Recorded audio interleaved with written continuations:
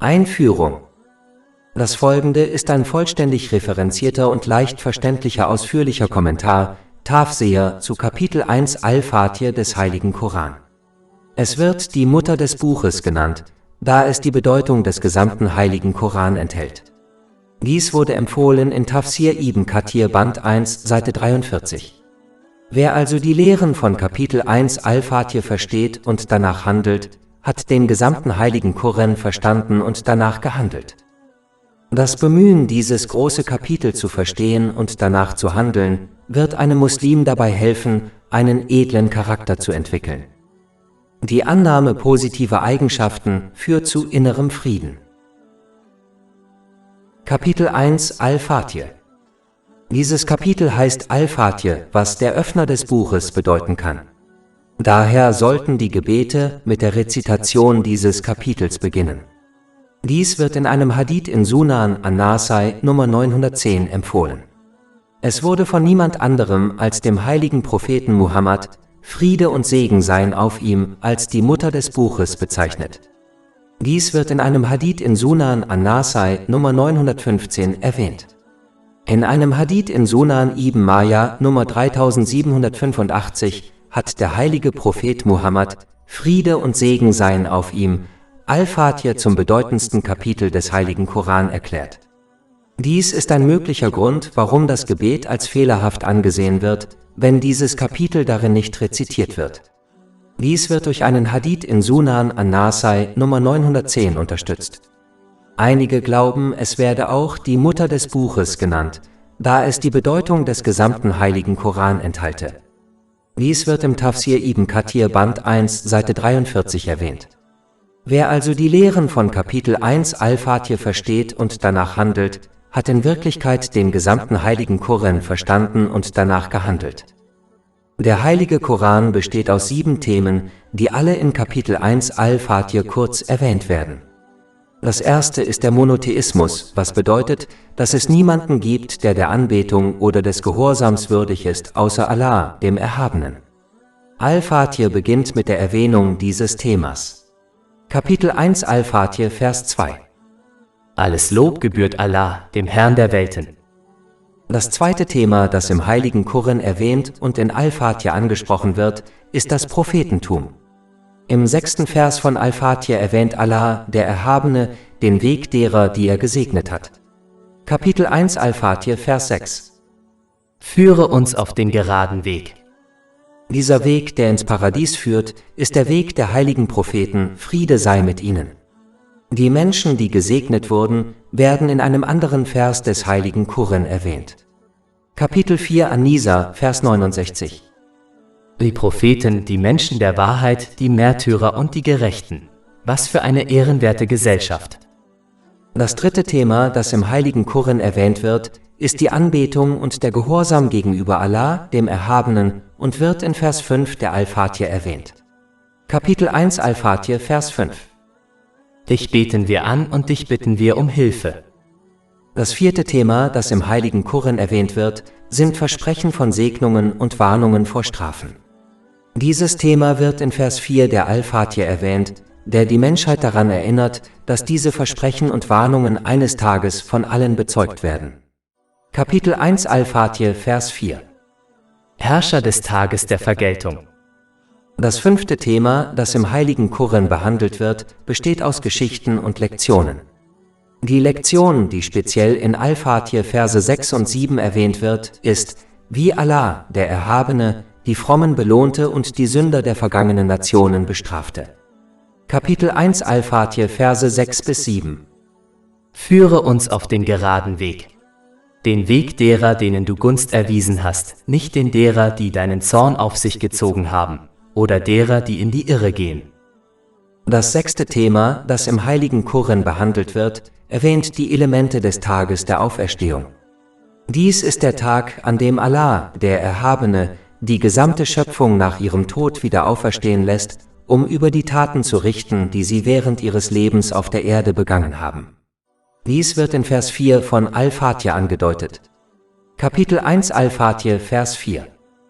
Herrscher des Tages der Vergeltung.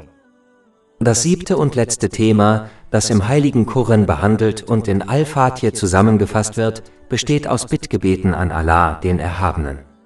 Al-Fatih lehrt die Menschheit, wie man Allah, den Erhabenen, richtig anfleht. Man sollte Allah, den Erhabenen, zuerst loben und verherrlichen, entsprechend seinem unendlichen Status. Dies erreicht man am besten, indem man die Aussagen des heiligen Koran oder des Hadith des heiligen Propheten Muhammad, Friede und Segen seien auf ihm, verwendet. Dies wird in Kapitel 1, Verse 2 bis 3 von Al-Fatih angegeben. Alles Lob gebührt Allah, dem Herrn der Welten, dem Allbarmherzigen, dem überaus Barmherzigen. Schwäche und Demut zu zeigen, ist ein wesentlicher Teil des Bittgebets. Dies wird in Kapitel 1, Vers 5 der Al-Fatiha gezeigt.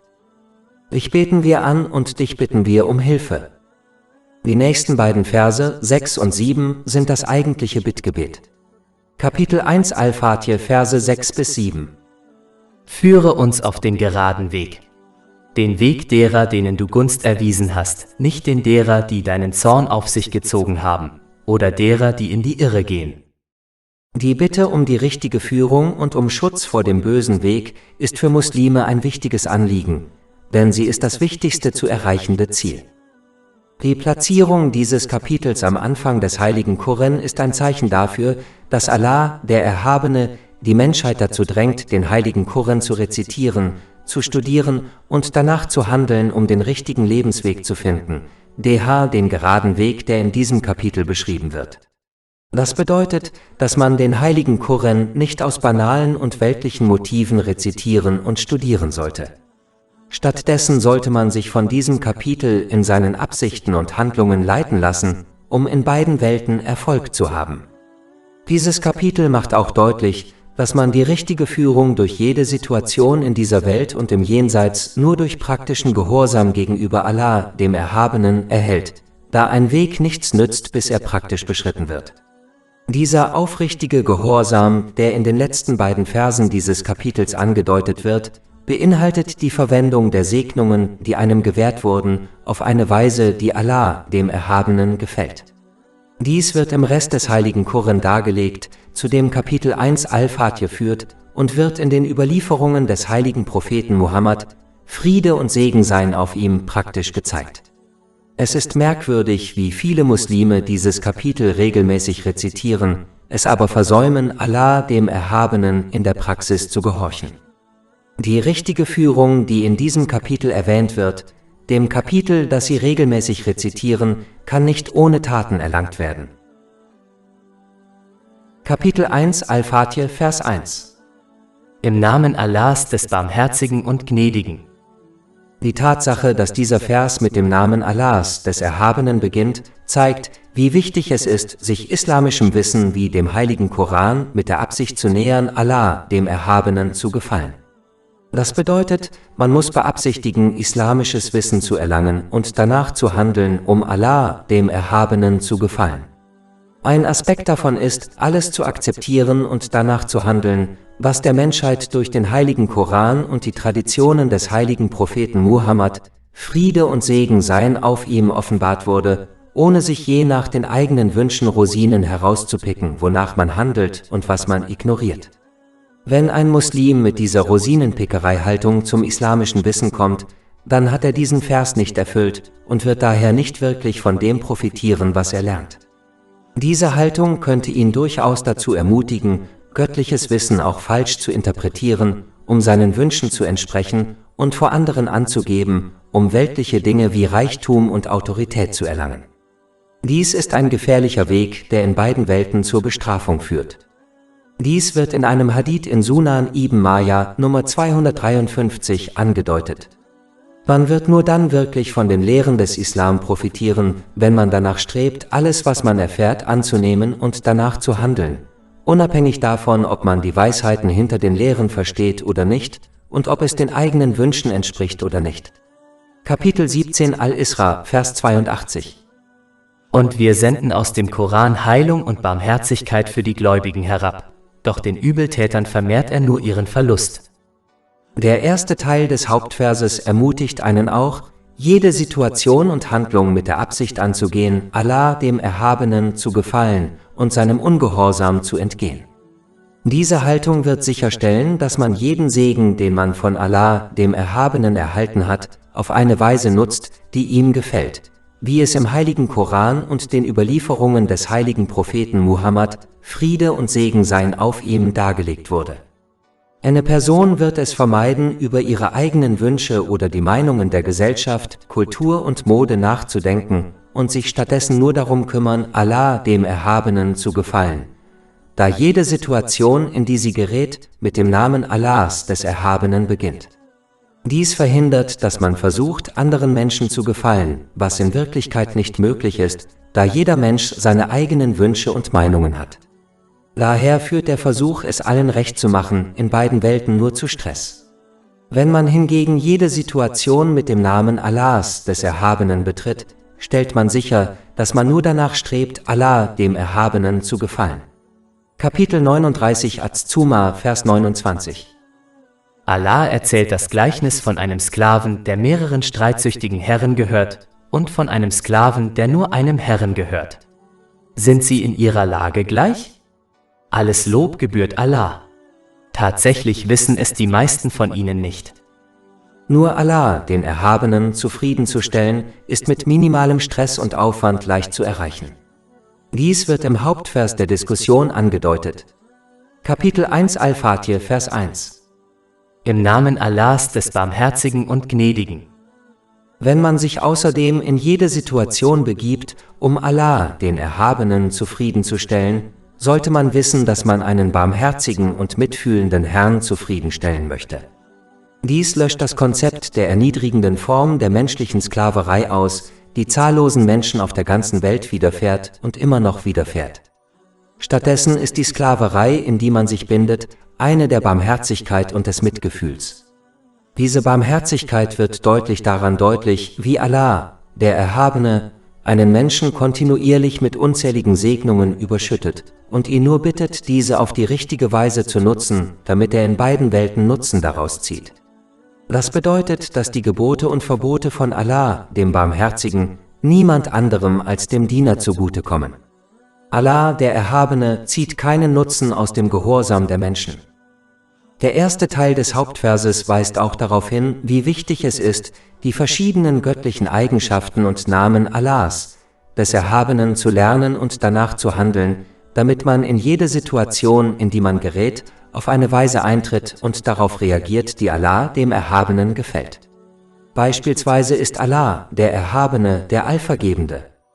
Wenn man also in eine Situation gerät, in der einem jemand Unrecht getan hat, sollte man versuchen, dieser Person um Allahs, des Erhabenen Willen zu vergeben und gleichzeitig sein eigenes Verhalten so anzupassen, dass sich die Geschichte nicht wiederholt. Allah, der Erhabene, ist der Allgerechte. Wenn man also in eine Situation gerät, in der man eine Entscheidung treffen muss, muss man sich an die Gerechtigkeit halten und das wählen, was gut und gerecht ist, gemäß den Lehren des Islam. Sich auf diese Weise zu verhalten, stellt sicher, dass man in jeder Situation, in die man gerät, aufrichtigen Gehorsam gegenüber Allah, dem Erhabenen, aufrechterhält.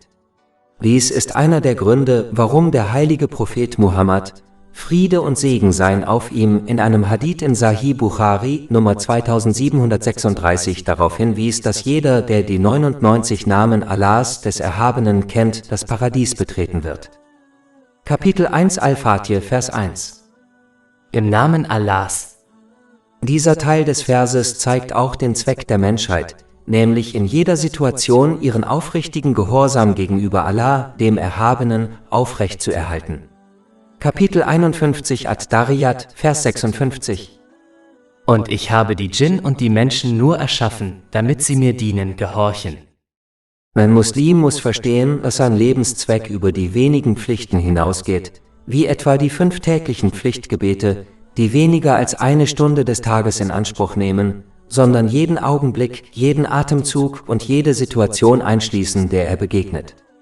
Wenn man es versäumt, in jeder Situation seinen aufrichtigen Gehorsam gegenüber Allah, dem Erhabenen, aufrechtzuerhalten, indem man die Segnungen, die einem gewährt wurden, auf eine Weise nutzt, die ihm gefällt, ist das der Grund, warum Muslime, die die grundlegenden Pflichten erfüllen, dennoch keinen Seelenfrieden in dieser Welt finden da sie die Voraussetzungen für den Seelenfrieden nicht erfüllt haben. Kapitel 13 Arad, Vers 28. Zweifellos finden die Herzen Frieden durch die Erinnerung an Allah. Und Kapitel 16 An-Nahl, Vers 97. Wer Gutes tut, sei es Mann oder Frau, während er gläubig ist, dem werden wir gewiss ein gutes Leben führen lassen. Und wir werden ihnen gewiss ihren Lohn im Jenseits entsprechend dem Besten geben, was sie zu tun pflegten.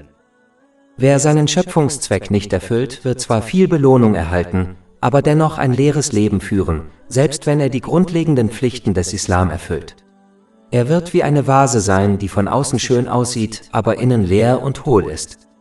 So wie eine Erfindung, die viele positive Eigenschaften besitzt, dennoch als Fehlschlag abgestempelt wird, wenn sie ihren Hauptzweck nicht erfüllt, so wird auch ein Muslim, der seinen Zweck nicht richtig erfüllt, ein leeres und bedeutungsloses Leben führen, selbst wenn er viele weltliche Dinge besitzt. Der erste Teil des Hauptverses weist auch darauf hin, wie wichtig es ist, sich in jeder Situation durch seinen aufrichtigen Gehorsam immer mit Allah, dem Erhabenen, zu verbinden, damit man die Kraft und Führung erhält, die man braucht, um sicher durch sie hindurchzukommen. Kapitel 65 Et-Talak, Vers 3. Und wer sich auf Allah verlässt, dem genügt er. Wenn man Allah, den Erhabenen, vergisst oder ihm nicht gehorcht, wird man sich in Situationen unweigerlich auf weltliche Dinge und Menschen verlassen, die von Natur aus schwach sind, auch wenn sie stark erscheinen. Dies führt nur zu Verwirrung und ermutigt einen, im Leben die falschen Entscheidungen zu treffen. Dies führt nur zu Stress in beiden Welten. Kapitel 22 Al-Hay, Vers 73. Schwach sind der Verfolger und der Verfolgte. Kapitel 1 Al-Fatir, Vers 1. Im Namen Allahs. Dieser Teil des Verses zeigt auch, wie wichtig es ist, die verschiedenen Aspekte des Gedenkens an Allah, den Erhabenen, zu erfüllen. Der erste Aspekt besteht darin, die eigene Absicht so zu korrigieren, dass man nur spricht und handelt, um Allah, den Erhabenen, zu gefallen. Dies zeigt sich, wenn man keine Dankbarkeit von den Menschen verlangt oder verlangt. Der zweite Aspekt besteht darin, auf eine Weise zu sprechen, die Allah, dem Erhabenen, gefällt, oder zu schweigen. Der letzte und höchste Aspekt besteht darin, Allah, dem Erhabenen, zu gedenken, indem man jeden Segen, der einem gewährt wurde, wie zum Beispiel seine Zeit, auf eine Weise nutzt, die ihm gefällt. Nur wenn man diese Aspekte des Gedenkens an Allah, den Erhabenen, erfüllt, erfüllt man die Bedingungen, um in beiden Welten Seelenfrieden zu erlangen. Kapitel 13 Arad, Vers 28. Zweifellos werden die Herzen durch die Erinnerung an Allah versichert. Kapitel 1 Al-Fatir, Vers 1. Im Namen Allahs, des Barmherzigen und Gnädigen. Dieser Vers eliminiert auch das Konzept des Wunschdenkens, wonach ein Muslim es vermeiden kann, Allah, dem Erhabenen, aufrichtig zu gehorchen und dennoch erwartet, in beiden Welten seine Gnade und Vergebung zu erhalten. Die Anordnung des Verses zeigt, dass, wenn man jede Situation mit der Absicht und dem praktischen Kampf betritt, Allah, dem Erhabenen, aufrichtig zu gehorchen, man die Segnungen des Allbarmherzigen erhält. Man muss immer daran denken, dass man, wenn man die Gnade des Allerbarmers erlangen möchte, anderen gegenüber barmherzig sein muss. Dies wird in einem Hadith in Sahih Bukhari, Nummer 7376 empfohlen. Dies muss durch Taten zum Ausdruck gebracht werden, indem man andere bei Dingen unterstützt und ihnen hilft, die Allah, dem Erhabenen, gefallen, und zwar entsprechend ihren Möglichkeiten, wie emotionale, physische und finanzielle Unterstützung. Dies wird am besten erreicht, wenn man andere so behandelt, wie man selbst von anderen behandelt werden möchte. Der Hauptvers weist auch darauf hin, wie wichtig es ist, Dinge, die man im Namen Allahs, des Erhabenen, angeht, mit Barmherzigkeit und Sanftmut zu behandeln.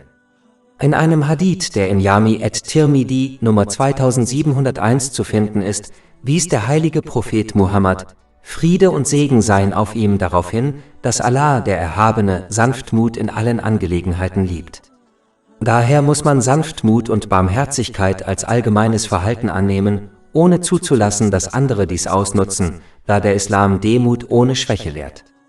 Man muss andere mit Barmherzigkeit und Mitgefühl behandeln, indem man ihre Fehler und Verfehlungen übersieht, in der Hoffnung, dass Allah, der Erhabene, ihre Fehler und Verfehlungen übersieht, während man verhindert, dass andere sie ausnutzen. Wer Sanftmut als seinen Lebensweg annimmt, wird feststellen, dass die Menschen immer bereit sind, ihn in weltlichen und religiösen Angelegenheiten zu unterstützen, wie zum Beispiel bei Arbeitskollegen, und dies wird dazu führen, dass er in beiden Welten göttliche Barmherzigkeit erlangt. Jede Situation, in die eine Person ohne ihre Wahl gerät, ist etwas, das von niemand anderem als Allah, dem Erhabenen, bestimmt wurde. Aber wie der Hauptvers zeigt, werden sie, wenn sie im Namen Allahs, des Erhabenen, in eine Situation geraten, daran erinnert, dass der Allbarmherzige diese Situation für sie bestimmt hat. Dies hilft einem, Schwierigkeiten mit Geduld zu begegnen, da man weiß, dass der Allbarmherzige nur etwas bestimmen würde, das für eine Person von Vorteil ist, selbst wenn dies für sie nicht offensichtlich ist. Man muss daher von Beginn der Schwierigkeit an Geduld bewahren, indem man es vermeidet, sich in Worten und Taten zu beschweren und seinen aufrichtigen Gehorsam gegenüber Allah, dem Erhabenen, aufrechterhält. Wenn die Situation, in die man gerät, gut ist, muss man sie im Namen Allahs, des Erhabenen, betreten und anerkennen, dass dies etwas ist, das einem vom Allbarmherzigen gewährt wurde. Diese Anerkennung beinhaltet, Allah, dem Erhabenen, Dankbarkeit zu zeigen, indem man die Segnungen, die er einem gewährt hat, auf eine Weise nutzt, die ihm gefällt. Dies führt zu einer Zunahme von Segnungen und Barmherzigkeit. Kapitel 14 Ibrahim, Vers 7. Und gedenke, als dein Herr verkündete: Wenn ihr dankbar seid, werde ich eure Gunst gewiss vermehren. Der Hauptvers weist auch darauf hin, dass das Hauptziel Allahs, des Erhabenen, in Bezug auf die Schöpfung darin besteht, ihnen Barmherzigkeit zu erweisen. Im Gegensatz zu anderen Religionen, die Gott als rachsüchtig darstellen, beschreibt der Islam die Beziehung zwischen Allah, dem Erhabenen, und der Schöpfung als barmherzig. Dies weist auf die sanfte und lockere Natur des Verhaltenskodex hin, den Allah, der Erhabene, der Barmherzige, für die Menschheit gewählt hat, nämlich den Islam. Kapitel 2 Al-Baqarah, Vers 185. Allah will es euch leicht machen und er will euch nichts erschweren. Die von Allah, dem Erhabenen, gegebenen Gebote und Verbote sind nur einige wenige, und alle zielen darauf ab, das Leben eines Muslims zu verbessern. Derjenige, der diese Wahrheit versteht und sich daher an die Lehren des Islam hält, wird in beiden Welten ein Leben in Gnade und Leichtigkeit erlangen, selbst wenn er auf dem Weg dorthin einige Härten zu ertragen hat. Kapitel 16 An-Nahl, Vers 97. Wer Gutes tut, sei es Mann oder Frau, während er gläubig ist, dem werden wir gewiss ein gutes Leben führen lassen. Und wir werden ihnen gewiss ihren Lohn im Jenseits entsprechend dem Besten geben, was sie zu tun pflegten. Tatsächlich wird man, wenn man sich auf diese Weise bemüht und jede Situation im Namen Allahs, des Erhabenen, betritt, feststellen, dass der Barmherzige einem die Dinge leichter macht. Kapitel 92 Al-Lail, Verse 5-7. Was den betrifft, der gibt, Gehorsam leistet und Allah fürchtet. Und an die beste Belohnung glaubt. Wir werden es ihm erleichtern. Kapitel 1 Al-Fatir, Vers 2. Alles Lob gebührt Allah, dem Herrn der Welten. Das Wort Lobpreis hat die Form eines Substantivs und nicht die eines Verbs. Dies weist auf Beständigkeit hin, was bedeutet, dass alles Lob Allah, dem Erhabenen, für die Ewigkeit gilt, ohne Anfang oder Ende. Darüber hinaus macht die Verwendung eines Substantivs einen Handelnden überflüssig, was bei einem Verb erforderlich ist. Dies weist darauf hin, dass selbst wenn niemand von der Schöpfung Allah, den Erhabenen, lobpreisen würde, alles Lob dennoch ihm gebührt. Das bedeutet, dass das Lob und die Anbetung der Schöpfung keinen Einfluss auf den unendlichen und göttlichen Status Allahs, des Erhabenen, hat. Dies wird in einem Hadith in Sahih Muslim, Nummer 6572, angedeutet. Kapitel 29 Al-Ankabut, Vers 6. Und wer sich anstrengt, der strebt nur für sich selbst. Wahrlich, Allah braucht die Welt nicht. All dies zeigt, wie wichtig es ist, Stolz zu vermeiden, wenn man Allah, den Erhabenen, lobt und anbetet. Ein Muslim muss verstehen, dass sein Lobpreis Allahs, des Erhabenen, nur ihm selbst nützt und Allah, der Erhabene, ihn nicht braucht. Darüber hinaus erinnert der Hauptvers einen Muslim daran, dass alles Lobenswerte, das man in sich selbst oder im Rest der Schöpfung findet, von niemand anderem als Allah, dem Erhabenen, gewährt wurde. Daher kommt alles Lob zurück und gehört einzig ihm. Das Erkennen dieser Wahrheit bewahrt einen auch vor der Todsünde des Stolzes, von dem ein Atom ausreicht, um einen in die Hölle zu bringen. Davor wurde in einem Hadith in Sahih Muslim, Nummer 265, gewarnt. Und schließlich vermeidet man auch Stolz, wenn man versteht, dass die Inspiration, das Wissen, die Kraft und die Möglichkeit, Allah, den Erhabenen, zu preisen, von ihm kommen. Alle 4 Gründe für Lobpreis sind von Natur aus in Allah, dem Erhabenen, zu finden, und jeder, der einen davon besitzt, tut dies nur, weil Allah, der Erhabene, es ihm gewährt hat. Daher ist er allein des Lobpreises würdig. Die 4 Gründe sind: Der Gelobte ist in Bezug auf Eigenschaften und Merkmale vollkommen und gleichzeitig frei von jeglichen Mängeln. Der Gelobte hat einem anderen einen Gefallen getan, und das Lob, das er dafür erhält, ist daher Dankbarkeit. Der Gelobte hofft auf einen Gefallen von demjenigen, den er lobt. Schließlich besitzt der Gelobte Eigenschaften, die Lob erfordern, wie Macht und Kraft. Eine Person tut anderen einen Gefallen, indem sie immer irgendeine Art von Gegenleistung von ihnen oder von anderen erwartet, sei es eine göttliche Belohnung, Lob von Menschen, die Rückzahlung eines Gefallens oder der Schutz davor, als Geizhals abgestempelt zu werden. Wer eine Gegenleistung für die Dinge erwartet, die er tut, ist daher kein Wohltäter und verdient daher kein wirkliches Lob, da seine Absicht nicht frei von dem Wunsch nach einer Gegenleistung für die Gefälligkeiten ist, die er tut. Allah, der Erhabene, gewährt der Schöpfung jedoch aus keinem dieser Gründe unzählige und fortwährende Segnungen.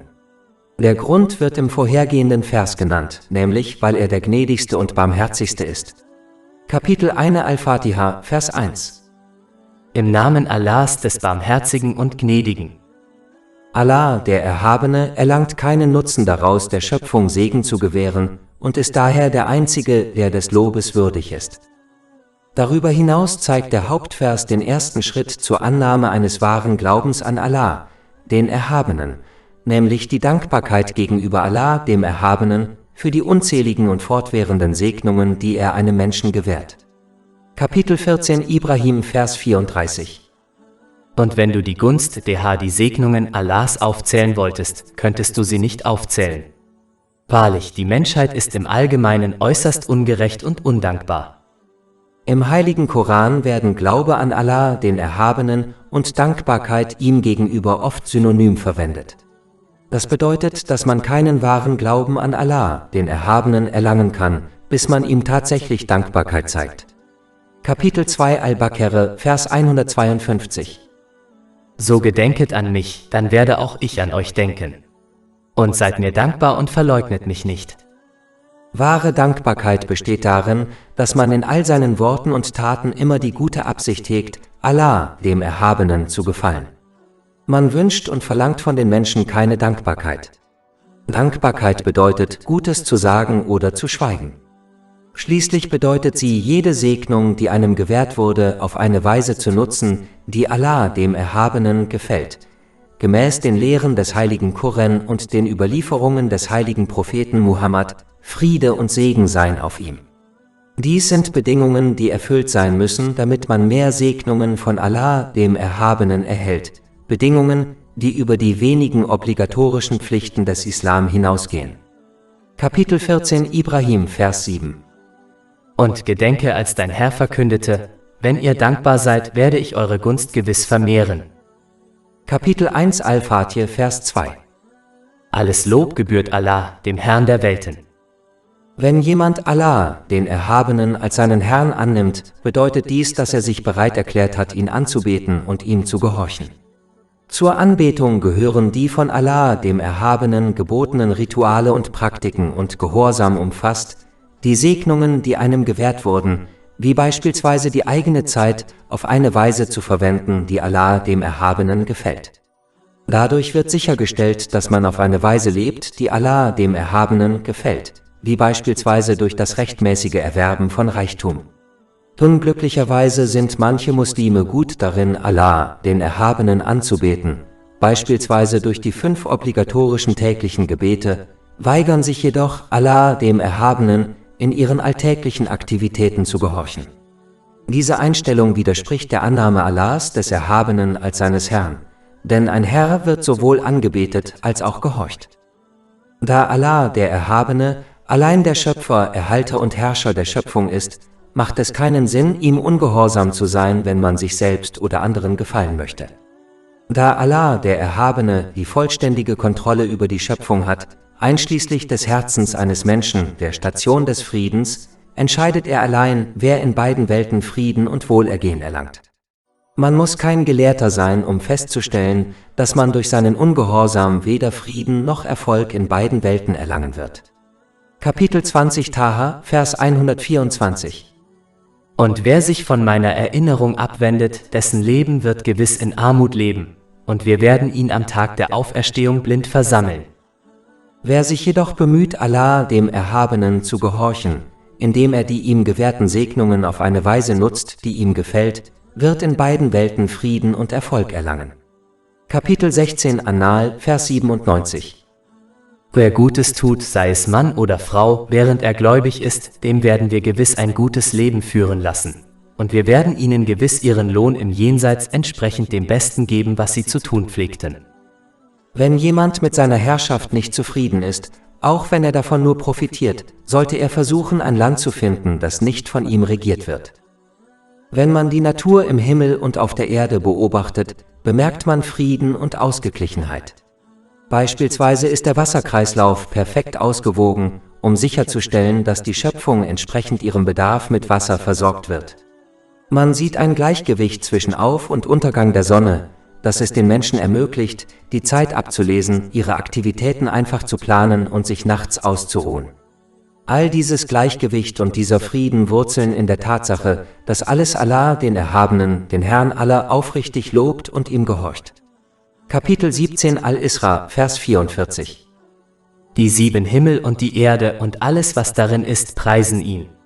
Und es gibt nichts, was Allah nicht durch sein Lob preisen würde, doch du verstehst ihre Art der Preisung nicht. Dies bedeutet, dass ein Mensch, wenn er sich dem Rest der Schöpfung anschließt und Allah, den Erhabenen, lobt, ebenfalls einen Zustand des Gleichgewichts von Geist und Körper erreicht. Dieses Gleichgewicht führt zu geistigem und körperlichem Frieden für den Einzelnen und zu allgemeinem Frieden und Wohlbefinden für die gesamte Gesellschaft. Allah, den Erhabenen, zu loben bedeutet, ihm durch seine Absichten, Worte und Taten zu gehorchen, indem man die Segnungen, die einem gewährt wurden, auf eine Weise nutzt, die ihm gefällt. Kapitel 1 Al-Fatir, Vers 2. Alles Lob gebührt Allah, dem Herrn der Welten. Dieser Vers hebt die Gültigkeit der Anbetung der Schöpfung auf. Dies liegt daran, dass jemand etwas aus der Schöpfung nur aufgrund der Schönheit und Qualität anbetet, die in ihm steckt. Aber diese Schönheit oder Qualität ist nicht von Natur aus in dem Geschöpf vorhanden, sondern wurde von niemand anderem als Allah, dem Erhabenen, verliehen. Daher ist das Geschöpf, das lobenswerte Eigenschaften besitzt, der Anbetung nicht würdig. Nur derjenige, der das Geschöpf erschaffen und ihm diese Eigenschaften verliehen hat, nämlich Allah, der Erhabene, ist es wert. Auch wenn alles Lob und alle Dankbarkeit allein Allah, dem Erhabenen, zustehen, bedeutet das nicht, dass man anderen gegenüber keine Dankbarkeit zeigen sollte. Tatsächlich hat der heilige Prophet Muhammad, Friede und Segen seien auf ihm, in einem Hadith in Jami at-Tirmidhi, Nummer 1954 darauf hingewiesen, dass derjenige, der den Menschen gegenüber keine Dankbarkeit zeigt, Allah, dem Erhabenen, nicht dankbar sein kann. Dies liegt daran, dass Allah, der Erhabene, die Schöpfung als Mittel nutzt, um Menschen, wie zum Beispiel den eigenen Eltern, Segen zukommen zu lassen. Daher bedeutet Dankbarkeit gegenüber diesen Mitteln, Dankbarkeit gegenüber der Quelle der Güte zu zeigen, nämlich Allah, dem Erhabenen. Man muss den Menschen daher entsprechend ihren Mitteln für jede Hilfe oder Unterstützung, die sie ihnen anbieten, dankbar sein, selbst wenn es nur ein Bittgebet in ihrem Namen ist. Dies wird in einem Hadith in Imam Bukhari, Adab al-Murad, Nummer 216 empfohlen. Dankbarkeit gegenüber der Schöpfung zu zeigen, ist also ein Aspekt der Dankbarkeit gegenüber Allah, dem Erhabenen, was wiederum zu einer Zunahme der Segnungen führt. Kapitel 14 Ibrahim, Vers 7. Und gedenke, als dein Herr verkündete, wenn ihr dankbar seid, werde ich eure Gunst gewiss vermehren. Da Allah, der Erhabene, der Herr der Welten ist, muss man ihm immer gehorchen und ihm niemals ungehorsam sein. Ein Muslim darf daher anderen gegenüber nur dann Gehorsam zeigen, wenn dieser in der Gehorsamkeit gegenüber Allah, dem Erhabenen, wurzelt, wie etwa dem Gehorsam gegenüber dem heiligen Propheten Muhammad, Friede und Segen seien auf ihm. Kapitel 4 An-Nisa, Vers 80. Wer dem Gesandten gehorcht, hat Allah gehorcht. Die Anerkennung der Herrschaft Allahs des Erhabenen beinhaltet die Annahme seiner Dienerschaft ihm gegenüber. Dies an sich ist ein klarer Hinweis darauf, dass ein Muslim seinen Lebensweg nicht selbst bestimmen darf, sondern sich einfach an die Anweisungen und Führung halten muss, die ihm sein Herr, Allah, der Erhabene, gewährt. Es ist heuchlerisch, seine Dienerschaft Allahs des Erhabenen verbal zu erklären und dies dann praktisch zu ignorieren, indem man sich nicht an den Verhaltenskodex hält, den einem sein Herr und Meister gegeben hat. Kapitel 1 Al-Fatir, Vers 2. Alles Lob gebührt Allah, dem Herrn der Welten. Da Allah, der Erhabene, der Herr der Welten ist, bedeutet dies, dass er die Schöpfung erschaffen hat und ihr gehört. Wenn ein Muslim versteht, dass er und jeder Segen, der ihm gewährt wurde, das Eigentum Allahs, des Erhabenen ist, wird es einfacher, die Segnungen, die ihm gewährt wurden, auf eine Weise zu nutzen, die seinem Herrn und Besitzer gefällt. Menschen missbrauchen die Segnungen, die ihnen gewährt wurden, oft, da sie fälschlicherweise glauben, dass sie diese Segnungen verdient haben und ihnen daher gehören. Aber der Hauptvers korrigiert diesen falschen Glauben, so dass man versteht, dass man die Segnungen, die einem gewährt wurden, auf eine Weise nutzen muss, die seinem wahren Besitzer gefällt. Dies ist vergleichbar damit, wie eine Person einen Gegenstand, den sie von jemand anderem leiht, nur auf eine Weise nutzt, die dem Besitzer gefällt. Wenn man sich auf diese Weise verhält, wird man die weltlichen Segnungen genießen, die einem gewährt wurden, und dadurch in beiden Welten Seelenfrieden und Körperfrieden finden, da man sich wahrhaftig an den Besitzer aller Segnungen, Allah, den Erhabenen, erinnert. Kapitel 13 Arad, Vers 28. Zweifellos finden die Herzen Frieden durch die Erinnerung an Allah. Wenn man über Himmel und Erde nachdenkt, erkennt man außerdem deutlich die Einheit und Herrschaft Allahs, des Erhabenen. Wenn man beispielsweise über Tag und Nacht nachdenkt und darüber, wie perfekt sie aufeinander abgestimmt sind, wird man verstehen, dass dies kein Zufall ist, sondern dass es eine Kraft gibt, die diese perfekte Synchronisierung gewährleistet. Die Erde befindet sich in einem perfekten Abstand von der Sonne. Wäre die Erde weiter oder näher an der Sonne, wäre sie nicht bewohnbar. Ebenso ist der Wasserkreislauf, der die Kondensation von wertunstetem Wasser aus Meer und Ozeanen zur Erzeugung von saurem Regen beinhaltet, der wiederum durch Berge und Felsen neutralisiert wird, ein perfekt ausgeglichener Kreislauf. Das heißt, er kann nicht zufällig geschehen. Die Erde wurde so ausgewogen geschaffen, dass ein schwacher Samen wachsen und sie durchdringen kann, um Pflanzen, Ernten und Vegetation hervorzubringen. Und dennoch ist dieselbe Erde stark genug, um den Bau schwerer Gebäude zu tragen. Der Ozean hat die perfekte Dichte, damit Schiffe darauf segeln können, während Meereslebewesen in ihm existieren können. All diese und viele andere Phänomene im Himmel und auf der Erde können nicht zufällig sein. Wenn man außerdem über die perfekte Zeiteinteilung und Synchronisierung von Tag und Nacht nachdenkt, wird einem klar, dass dies darauf hinweist, dass es nur einen Gott gibt, nämlich Allah, den Erhabenen. Wenn es mehr als einen Gott gäbe, würde jeder Gott Tag und Nacht nach seinem eigenen Willen bestimmen. Dies würde zur völligen Zerstörung führen, da ein Gott den Sonnenaufgang und ein anderer Gott den Fortgang der Nacht wünschen könnte. Das ununterbrochene und perfekte System im Himmel und auf der Erde beweist, dass es nur einen Gott gibt, nämlich Allah, den Erhabenen. Kapitel 21 Al-Anbiya, Vers 22. Gäbe es in ihnen also in den Himmeln und auf der Erde Götter außer Allah, wären sie beide zugrunde gegangen. So wie ein Land nicht zwei Könige haben kann, da diese zweifellos um die absolute Kontrolle und Macht kämpfen würden, kann es auch nicht mehr als einen Gott geben. Außerdem ist die eigentliche Definition eines Gottes, dass er die höchste, ultimative und unvergleichliche Gottheit ist. Gäbe es mehr als einen, wäre keiner von ihnen ein Gott, da die wahre Definition Gottes nur auf einen zutreffen kann. Kapitel 17 Al-Isra, Vers 42. Sprich, wenn es neben ihm Götter gegeben hätte, wie sie sagen, dann hätten sie sicherlich nach einem Weg zum Besitzer des Thrones gesucht. Und Kapitel 23 Al-Mu'minen, Vers 91. Allah hat sich keinen Sohn genommen, noch hat es neben ihm jemals eine Gottheit gegeben. Wenn es eine gegeben hätte, dann hätte jede Gottheit genommen, was sie erschaffen hat, und einige von ihnen hätten versucht, andere zu besiegen. Erhaben ist Allah über das, was sie über ihn beschreiben. Kapitel 1 Al-Fatir, Vers 2. Alles Lob gebührt Allah, dem Herrn der Welten. Darüber hinaus erinnert dieser Vers einen Muslim auch daran, vor allen Schwierigkeiten und Prüfungen immer bei Allah, dem Erhabenen, Zuflucht zu suchen, da er der Einzige ist, der ihnen Erleichterung gewähren kann, da er allein die Angelegenheiten der Schöpfung verwaltet. Kapitel 65 Et-Talaq, Vers 2. Und wer Allah fürchtet, dem bereitet er einen Ausweg. Um diese Zuflucht zu erlangen, muss man ihm aufrichtig gehorchen und die Segnungen, die er einem gewährt hat, auf eine ihm wohlgefällige Weise nutzen, wie es im heiligen Koran und den Überlieferungen des heiligen Propheten Muhammad, Friede und Segen seien auf ihm, dargelegt ist. Da Allah, der Erhabene, der Herr der Welten, allein die Angelegenheiten der Schöpfung verwaltet, darf man sich außerdem nie übermäßig um die Handlungen der Menschen sorgen, da nichts in der Schöpfung ohne den Willen Allahs des Erhabenen geschieht. Kapitel 9 Et-Tawbah, Vers 51. Sprich, wir werden nur von dem getroffen werden, was Allah uns bestimmt hat. Ganz gleich, was einem also widerfährt, so wie es Allah, der Erhabene, bestimmt hat, sollte man ihm aufrichtig gehorchen, im Wissen, dass er immer das Beste für alle Beteiligten bestimmt, selbst wenn dies für sie nicht offensichtlich ist. Kapitel 2 Al-Baqarah, Vers 216. Aber vielleicht hasst ihr etwas und es ist gut für euch, und vielleicht liebt ihr etwas und es ist schlecht für euch. Und Allah weiß es, ihr aber wisst es nicht.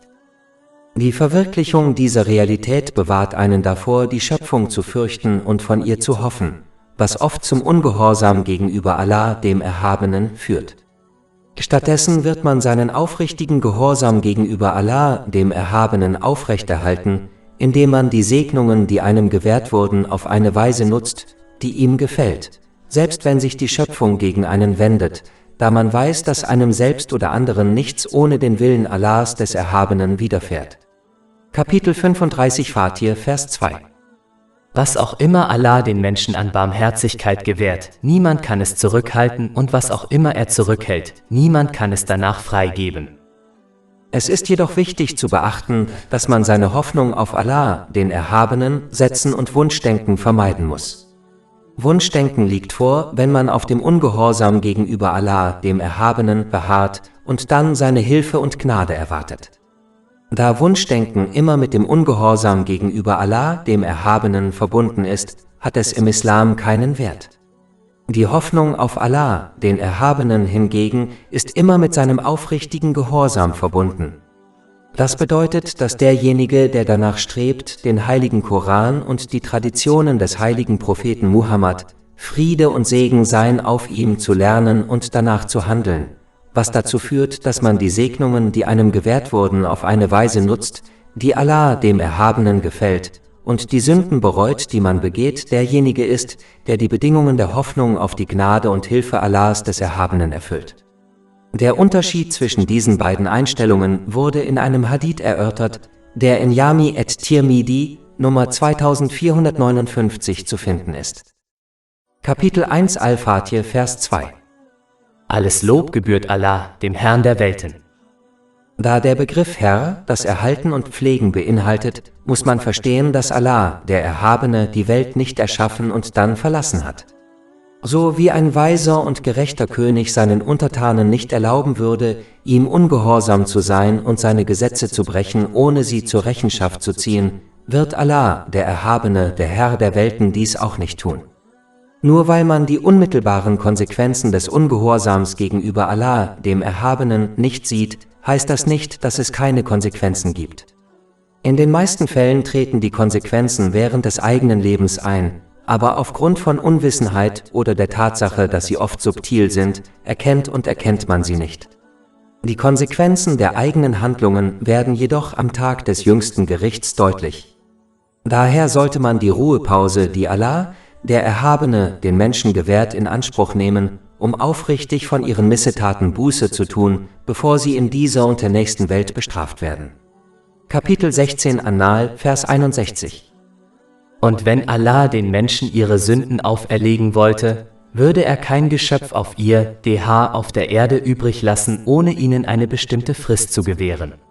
Und wenn ihre Frist gekommen ist, werden sie weder eine Stunde zurückbleiben, noch werden sie ihr zuvorkommen. Schließlich beginnt der heilige Koran damit, Allah, den Erhabenen, zu preisen, und auch das Kapitel des Lebens, das mit dieser Welt verbunden ist, endet mit seinem Lob. Kapitel 10 Yunus, Vers 10. Und ihr letzter Ruf wird sein: Gelobt sei Allah, dem Herrn der Welten. Da Anfang und Ende mit dem Lobpreis Allahs, des Erhabenen, verbunden sind, bedeutet dies, dass auch alles dazwischen mit seinem Lobpreis und Dank verbunden sein sollte. Das bedeutet, dass der Sinn des Lebens in dieser Welt darin besteht, Allah, den Erhabenen, zu preisen. Dies wird erreicht, wenn man die Segnungen, die einem gewährt wurden, auf eine Weise nutzt, die ihm gefällt, wie es im heiligen Koran und den Überlieferungen des heiligen Propheten Muhammad, Friede und Segen seien auf ihm, dargelegt ist. Dadurch wird sichergestellt, dass man die Rechte Allahs, des Erhabenen und der Menschen richtig erfüllt. Dies wird zu einem lobenswerten und gesegneten Leben in beiden Welten führen. Kapitel 16 An-Nahl, Vers 97. Wer Gutes tut, sei es Mann oder Frau, während er gläubig ist, dem werden wir gewiss ein gutes Leben führen lassen. Und wir werden ihnen gewiss ihren Lohn im Jenseits entsprechend dem Besten geben, was sie zu tun pflegten.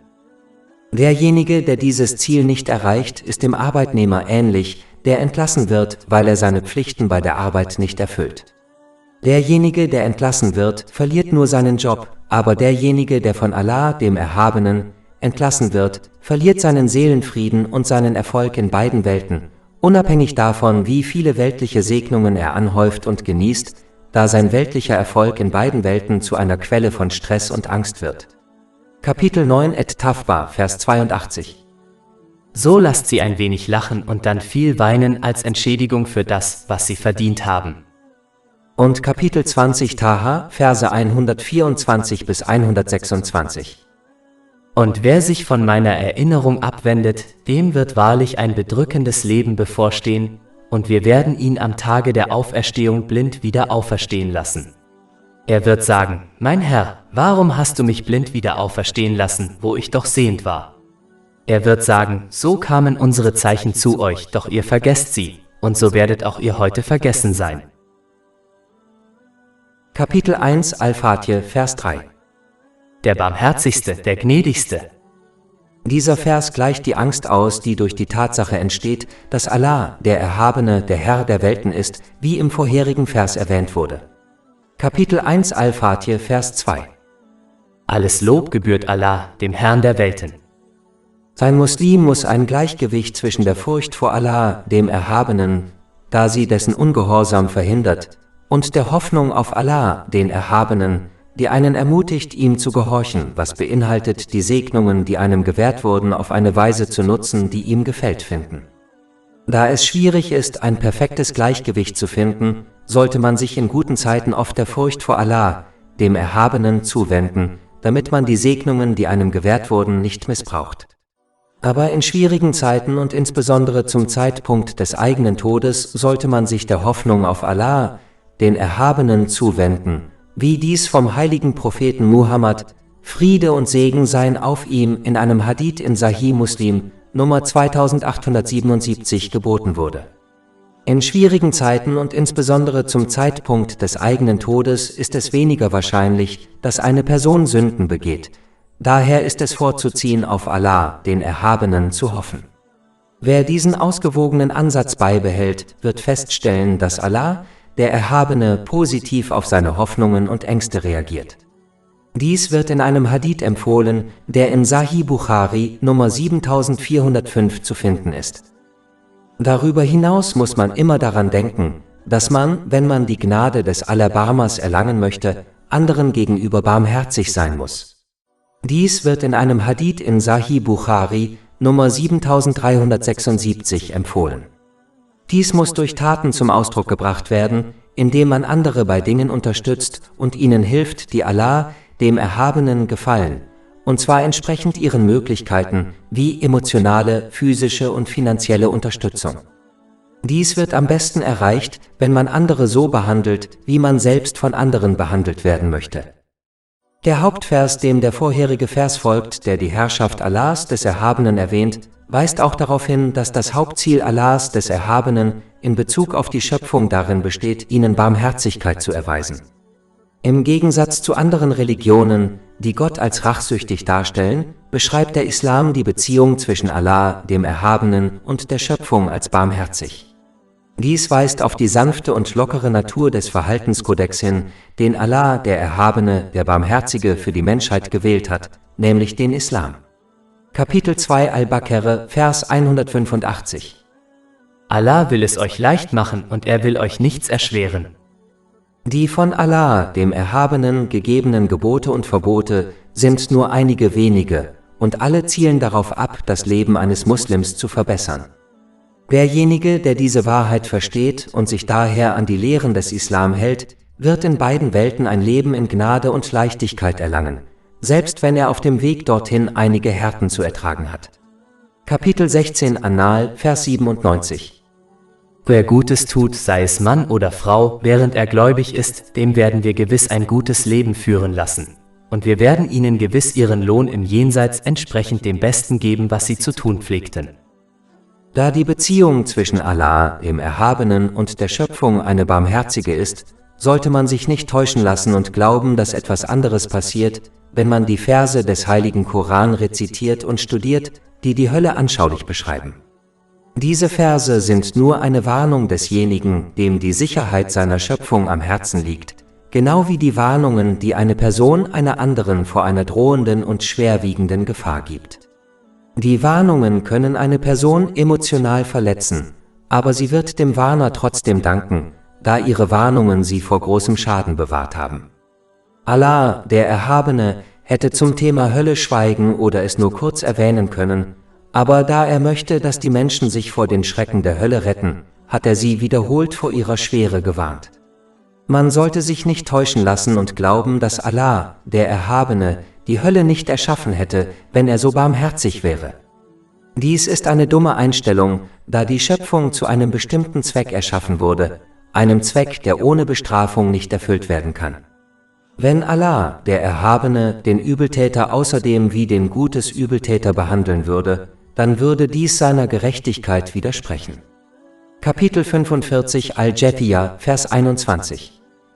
Oder meinen jene, die Böses tun, wir werden sie denen gleichstellen, die glauben und gute Werke tun, im Leben und im Tod. Schlimm ist das, worüber sie urteilen. Kapitel 1 Al-Fatih, Vers 3. Der Barmherzigste, der Gnädigste. Da der letzte Vers darauf hinweist, dass niemand anders als der Herr der Welten, Allah, der Erhabene, den Verhaltenskodex bestimmt, an den sich die Schöpfung halten muss, weist der Hauptvers darauf hin, dass dieser Verhaltenskodex auf Barmherzigkeit und Bequemlichkeit beruht. Das bedeutet, dass jeder Aspekt dieses Verhaltenskodex der Natur des Menschen entspricht und ihm immer zugutekommt, auch wenn dies für ihn nicht offensichtlich ist. Kapitel 2 Al-Baqarah, Vers 185. Allah will es euch leicht machen und er will euch nichts erschweren. Und Kapitel 2 Al-Baqarah, Vers 216. Aber vielleicht hasst ihr etwas und es ist gut für euch, und vielleicht liebt ihr etwas und es ist schlecht für euch. Und Allah weiß es, ihr aber wisst es nicht. Kapitel 1 Al-Fatih, Vers 4. Herrscher des Tages der Vergeltung. Allah, der Erhabene, ist der Herrscher über alle Dinge und Tage. Doch der Tag des Gerichts wurde ausdrücklich erwähnt, da niemand von der Schöpfung an diesem Tag seine Souveränität leugnen wird, selbst wenn es viele gibt, die sie in dieser Welt leugnen. Derjenige, der seine Souveränität heute akzeptiert, indem er die Segnungen, die er ihnen gewährt hat, auf eine Weise nutzt, die ihm gefällt, wie es im heiligen Koran und den Überlieferungen des heiligen Propheten Muhammad, Friede und Segen seien auf ihm, dargelegt ist, wird am Tag des Gerichts vom Herrscher Frieden und Genugtuung erhalten. Derjenige hingegen, der dies leugnet und stattdessen versucht, sich selbst oder anderen die Souveränität zuzusprechen, indem er die Segnungen, die ihnen gewährt wurden, missbraucht, wird in dieser Welt überwältigt und am Tag des Gerichts von Allah, dem Erhabenen, dem Herrscher aller Dinge, vernichtet. Kapitel 20 Taha, Verse 124 bis 126. Und wer sich von meiner Erinnerung abwendet, dem wird ein bedrückendes Leben bevorstehen, und wir werden ihn am Tag der Auferstehung blind wieder auferstehen lassen. Er wird sagen, mein Herr, warum hast du mich blind wieder auferstehen lassen, wo ich doch sehend war? Er wird sagen, so kamen unsere Zeichen zu euch und ihr vergaßt sie, und so werdet auch ihr heute vergessen sein. Da Allah der Erhabene der einzige Richter ist, der die Schöpfung für ihre Taten zur Rechenschaft zieht, gibt es keinen Weg, der Verantwortung zu entgehen. Da Allah der Erhabene allmächtig ist, können keine Fehler passieren, bei denen die eigenen Sünden oder rechtschaffenen Taten nicht berücksichtigt werden. Da Allah der Erhabene allwissend ist, kann man sich nicht aus Schwierigkeiten herauskaufen, da Allah der Erhabene allgerecht ist. Da alle Wege aus der Verantwortung verschlossen sind, sollte man sich praktisch darauf vorbereiten. Dazu gehört, die Segnungen, die einem gewährt wurden, auf eine Weise zu nutzen, die Allah dem Erhabenen gefällt, wie es im heiligen Koran und den Überlieferungen des heiligen Propheten Muhammad, Friede und Segen seien auf ihm, dargelegt ist. Der Hauptvers weist auch darauf hin, dass man jeglichen gesellschaftlichen Einfluss und jegliche Autorität, die einem vom Herrscher verliehen wurde, auf ihm wohlgefällige Weise nutzen muss, andernfalls wird man an dem Tag, an dem man all seinen gesellschaftlichen Einfluss und seine Autorität verliert, von Allah, dem Erhabenen, zur Rechenschaft gezogen. Wie ein Gesandter eines Königs, der die ihm vom König verliehene Autorität missbraucht hat, von diesem bestraft wird, wenn er zu ihm zurückkehrt, so wird auch jemand, der die ihm verliehene Autorität und den gesellschaftlichen Einfluss missbraucht, früher oder später die Konsequenzen seines Handelns tragen müssen. Da Allah, der Erhabene, jedem Menschen eine Art von Autorität verliehen hat, beispielsweise die Autorität über den eigenen Körper und andere weltliche Segnungen, ist niemand von dieser Rechenschaftspflicht befreit. Dieser Vers zeigt auch den Hauptzweck des Lebens auf dieser Erde, sich auf das Treffen mit Allah, dem Erhabenen, und die endgültige Rechenschaftspflicht vorzubereiten. Man muss daher der Vorbereitung auf dieses unvermeidliche Treffen Vorrang vor allen anderen Dingen einräumen, insbesondere vor den Dingen, die möglicherweise nicht eintreten, wie etwa der eigenen Pensionierung.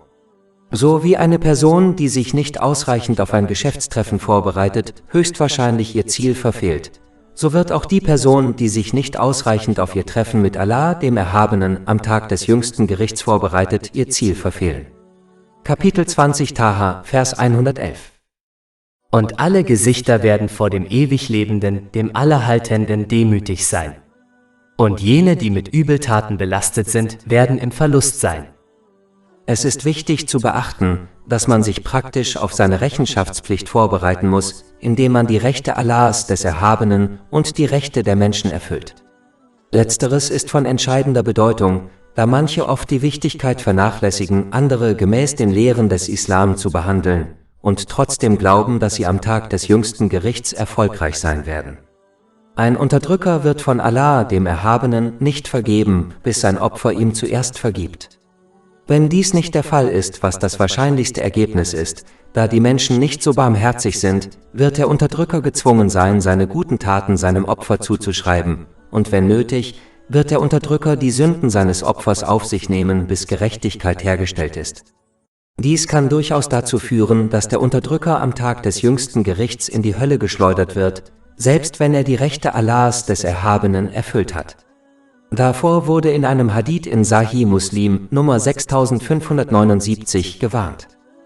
Der Hauptvers erinnert einen auch daran, sich in dieser Welt für seine Taten und Worte verantwortlich zu machen, da man am Tag des jüngsten Gerichts zur Rechenschaft gezogen wird.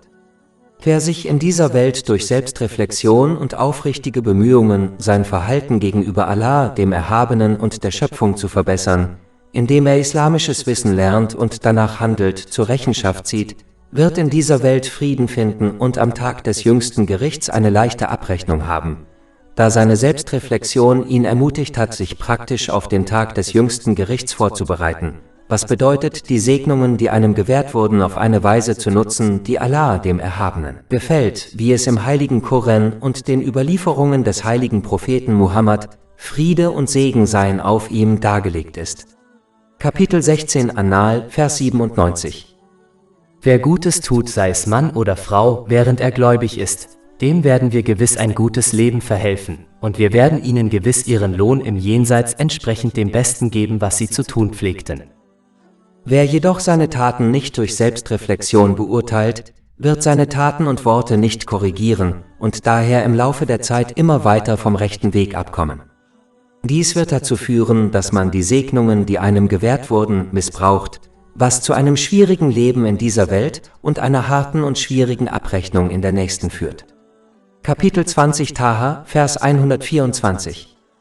Und wer sich von meiner Erinnerung abwendet, dem wird wahrlich ein deprimierendes schwieriges Leben bevorstehen. Und wir werden ihn am Tag der Auferstehung blind versammeln, auferwecken. Kapitel 1 Al-Fatir, Vers 4. Herrscher des Tages der Vergeltung. Dieser Vers weist auch darauf hin, dass Frieden in keiner Gesellschaft dieser Welt ohne den Glauben und die Furcht vor der eigenen Verantwortung am Tag des jüngsten Gerichts möglich ist. Selbst wenn das Gesetz einer Gesellschaft streng genug ist, um manche von der Begehung von Verbrechen abzuhalten, wird es in Wahrheit immer Menschen geben, die dennoch Verbrechen begehen, wenn sie glauben, dass sie der Verantwortung durch das Gesetz irgendwie entgehen können, etwa durch Bestechung oder indem sie der Polizei ausweichen. Der andere Aspekt, der eine friedliche Gesellschaft gewährleistet, ist der Glaube und die Furcht vor der eigenen Verantwortung am Tag des jüngsten Gerichts, etwas, dem man nicht ausweichen kann. Diejenigen, die weltlichen Autoritäten ausweichen können, werden durch diese Furcht von Verbrechen und Unrecht gegenüber anderen abgehalten, da sie wissen, dass sie der Macht und Autorität Allahs, des Erhabenen, des Königs und Besitzers des Tages des jüngsten Gerichts niemals entkommen können. Die Annahme Allahs, des Erhabenen, als des einzigen Herrschers, ist eine indirekte Annahme der eigenen Dienerschaft ihm gegenüber. Das Wesen der Dienerschaft besteht darin, seinem Herrn in jeder Situation aufrichtig zu gehorchen, indem man die Segnungen, die er einem gewährt hat, auf eine Weise nutzt, die ihm gefällt, wie es im heiligen Koran und den Überlieferungen des heiligen Propheten Muhammad, Friede und Segen seien auf ihm, dargelegt ist.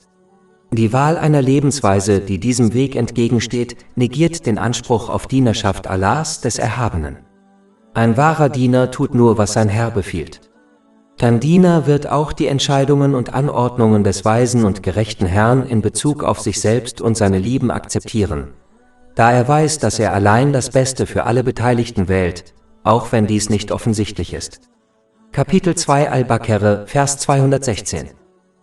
Aber vielleicht hasst ihr etwas und es ist gut für euch, und vielleicht liebt ihr etwas und es ist schlecht für euch. Und Allah weiß es, ihr aber wisst es nicht. Da die Souveränität allein Allah, dem Erhabenen, gehört, muss man sich außerdem daran erinnern, dass man nie Erfolg haben wird, wenn man jemand anderem gehorcht, da die Schöpfung einen nicht vor dem Souverän schützen kann. Kapitel 14 Ibrahim, Vers 42. Und glaube nicht, dass Allah nicht wüsste, was die Übeltäter tun. Er hält sie nur auf einen Tag hin, an dem die Augen starren werden. Derjenige hingegen, der Allah, dem Erhabenen, dem Allmächtigen, aufrichtig gehorcht, wird vor den negativen Auswirkungen der Schöpfung geschützt sein, auch wenn dies für ihn nicht offensichtlich ist. Kapitel 65 Et-Talaq, Vers 2. Und wer Allah fürchtet, dem bereitet er einen Ausweg. Kapitel 1 Al-Fatir, Vers 4. Herrscher des Tages der Vergeltung. Dieser Vers beseitigt auch die dumme Einstellung anzunehmen, man werde am Tag des jüngsten Gerichts irgendwie Frieden mit Allah, dem Erhabenen, schließen, nachdem man ein Leben lang ungehorsam ihm gegenüber war. Der Tag des jüngsten Gerichts ist der Tag der Vergeltung. Es ist nicht der Tag des Friedens oder der Tag der zweiten Chance. Diese Welt ist der Ort der Taten, wohingegen das Jenseits der Ort der Vergeltung ist. Man sollte sich nicht täuschen lassen und denken, man könne praktisch nach einem Verhaltenskodex leben, der auf den eigenen Wünschen, sozialen Medien, Mode und Kultur basiert, und trotzdem annehmen, man werde am Tag des jüngsten Gerichts Erfolg haben. Das ist nichts weiter als Wunschdenken, das im Islam keinen Wert hat. Die Hoffnung auf Allah, den Erhabenen, ist immer an seinen Gehorsam geknüpft. Das heißt, derjenige, der aufrichtig versucht, ihm zu gehorchen, indem er die Segnungen, die er ihm gewährt hat, auf eine Weise nutzt, die ihm gefällt, wie es im heiligen Koran und den Überlieferungen des heiligen Propheten Muhammad, Friede und Segen seien auf ihm, dargelegt ist derjenige, der wirklich hoffen kann, dass Allah, der Erhabene, ihnen ihre Fehler vergibt und sie mit dem Paradies belohnt. Der folgende Vers zeigt deutlich, dass man den Islam bis zum Tag der Vergeltung mitbringen muss, nicht nur den inneren Glauben. Der Islam ist ein praktischer Verhaltenskodex, der beeinflusst, wie man jede Segnung nutzt, die einem gewährt wurde. Es ist nicht nur ein innerer Glaube. Dies wurde in einem Hadith erklärt, der in Sahih Muslim Nummer 99 zu finden ist. Anders zu denken führt nur zu Wunschdenken und einem großen Verlust in beiden Welten. Kapitel 3 Eli Imran, Vers 85. Wer einen anderen Weg als den Islam sucht, von ihm wird er niemals angenommen werden, und im Jenseits wird er zu den Verlierern gehören. Der Hauptvers weist auch auf die Bedeutung der Glaubensgewissheit hin.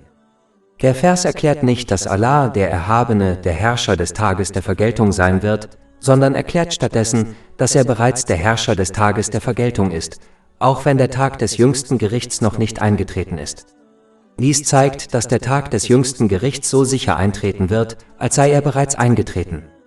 Ein Muslim muss diese Gewissheit in Bezug auf den Tag des jüngsten Gerichts annehmen, so dass er sich praktisch darauf vorbereitet, was bedeutet, die Segnungen, die einem gewährt wurden, auf eine Weise zu nutzen, die Allah, dem Erhabenen, gefällt.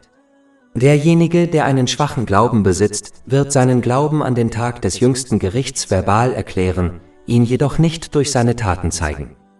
Glaubensgewissheit erlangt man, wenn man den heiligen Koran und die Traditionen des heiligen Propheten Muhammad, Friede und Segen seien auf ihm, lernt und danach handelt, sodass einem die Realität dieser Welt, ihr Zweck und die anderen darin erwähnten Wahrheiten kristallklar werden.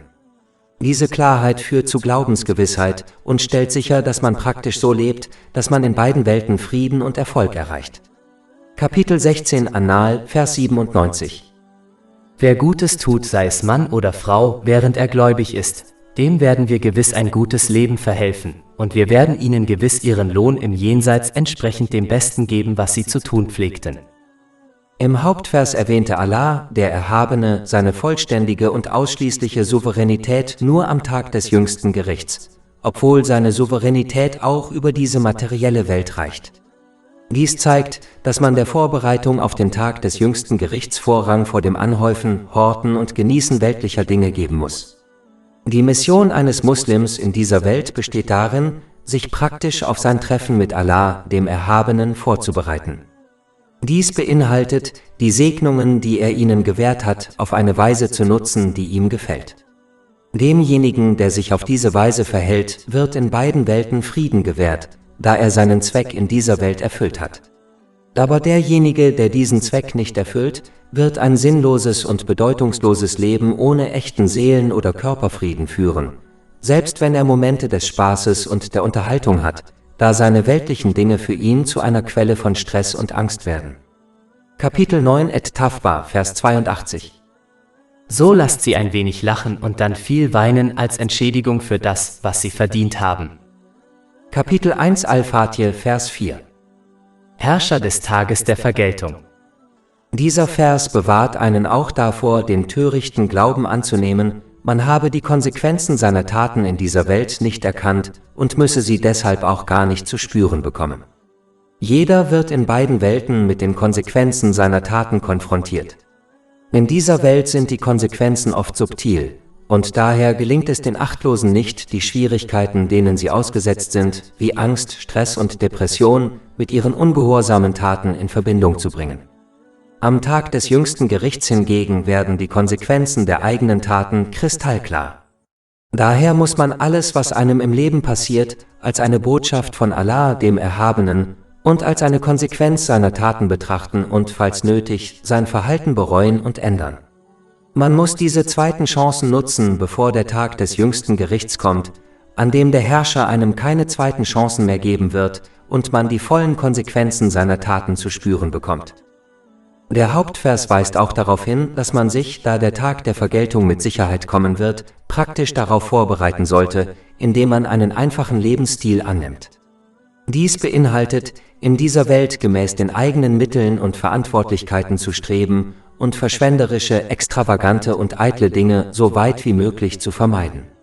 Man muss bedenken, dass man mit zunehmender Dauer der Rechenschaftspflicht mit mehr Stress und Schwierigkeiten konfrontiert wird, selbst wenn man nicht in die Hölle geschickt wird. Dies wird in einem Hadith in Sahih Bukhari, Nummer 103 angedeutet. Der heilige Prophet Muhammad, Friede und Segen seien auf ihm, warnte, dass jeder, dessen Taten am Tag des jüngsten Gerichts von Allah, dem Erhabenen, geprüft werden, bestraft wird. Ein einfaches Leben zu führen, bewahrt einen vor unnötigen Sorgen und verschafft so Seelenfrieden und Körper und eine leichte Abrechnung am Tag des jüngsten Gerichts. Aus diesem Grund hat der heilige Prophet Muhammad, Friede und Segen seien auf ihm, in einem Hadith in Sunan ibn Majah Nummer 4118 darauf hingewiesen, dass Einfachheit ein Teil des Glaubens ist. In den Eröffnungsversen dieses Kapitels werden 5 göttliche Eigenschaften erwähnt. Kapitel 1 Al-Fatih, Verse 2-4. Allah, Herr der Welten, der Barmherzige, der Gnädige, Herrscher über den Tag der Vergeltung. Allah, der Erhabene, ist der Herr der Welten, weil er die gesamte Schöpfung erschaffen hat, erhält und nährt.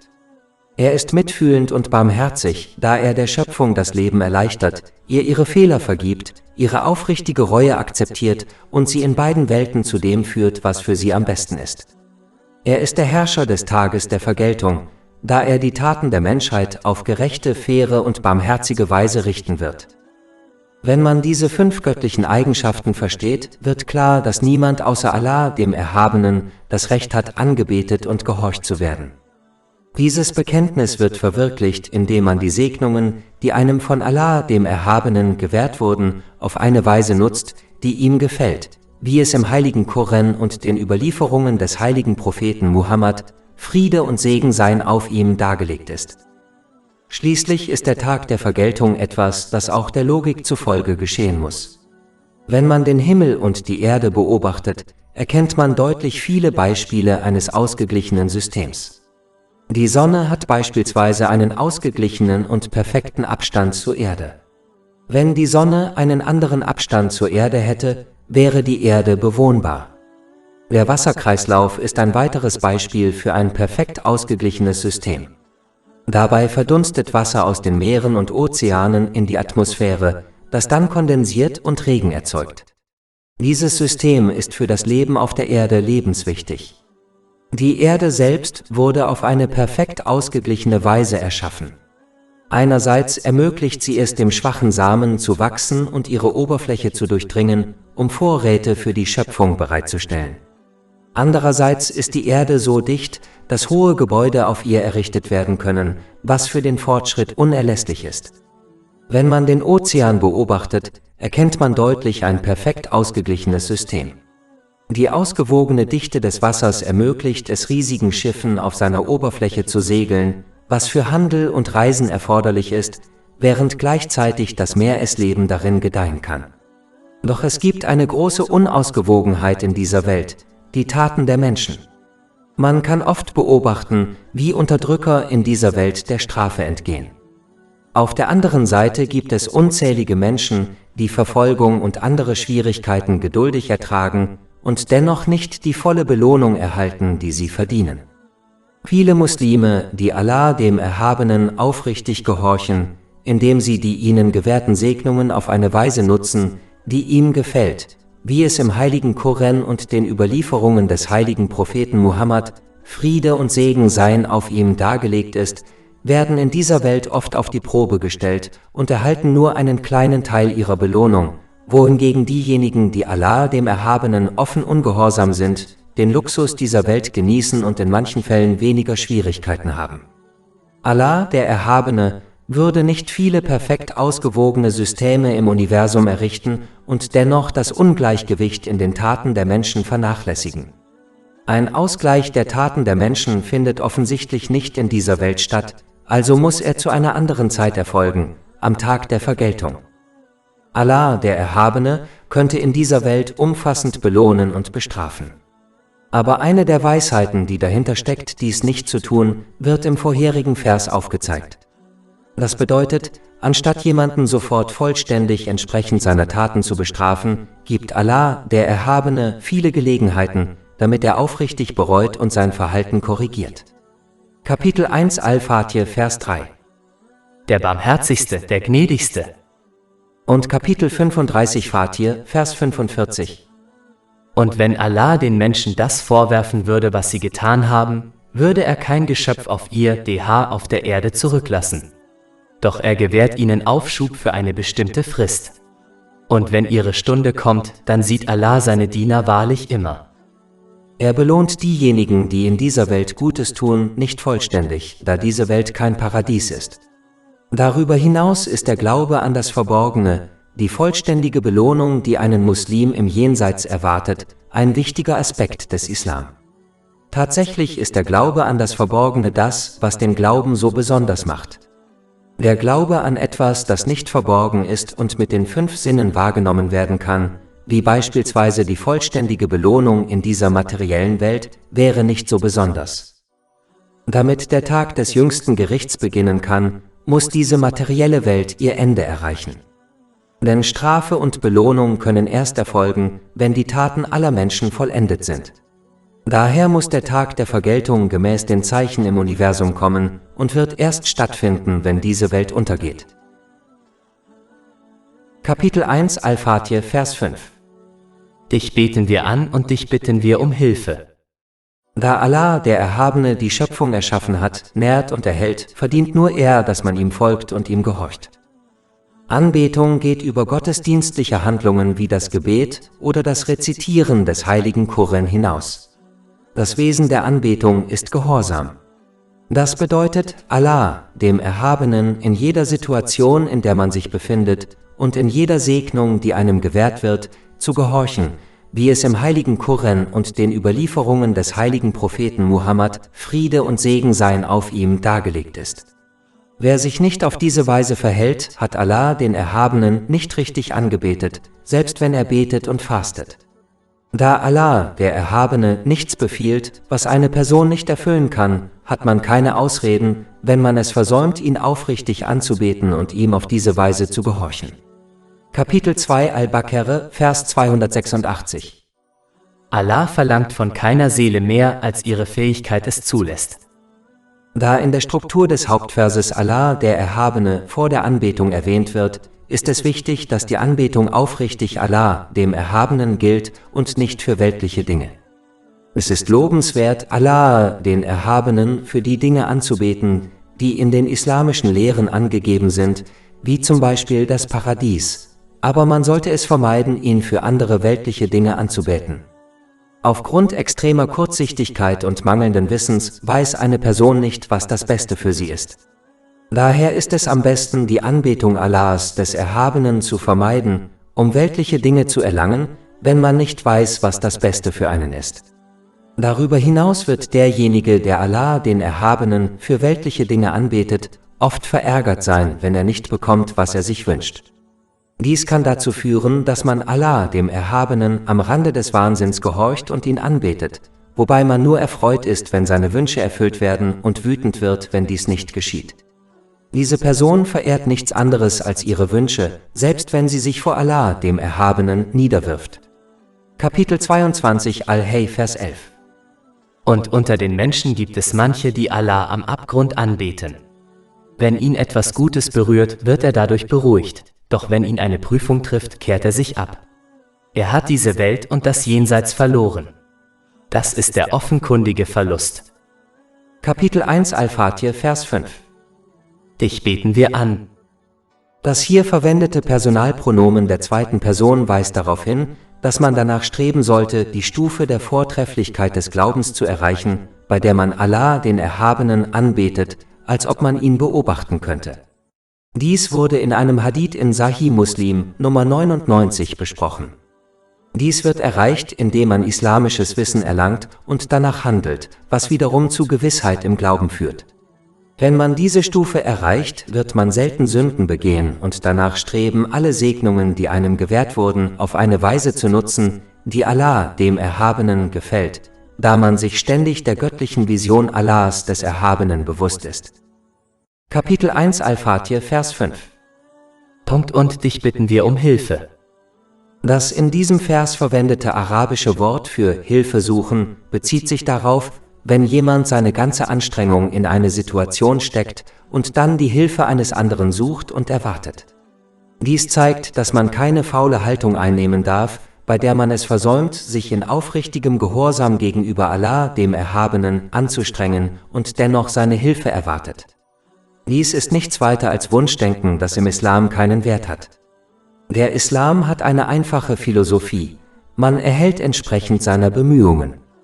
Wenn man sich wenig Mühe gibt, Allah, dem Erhabenen, zu gefallen, Was bedeutet, die Segnungen, die einem gewährt wurden, auf eine Weise zu nutzen, die ihm gefällt, dann sollte man nicht viel Unterstützung und Hilfe von Allah, dem Erhabenen, erwarten. Kapitel 53 An-Naim, Vers 39.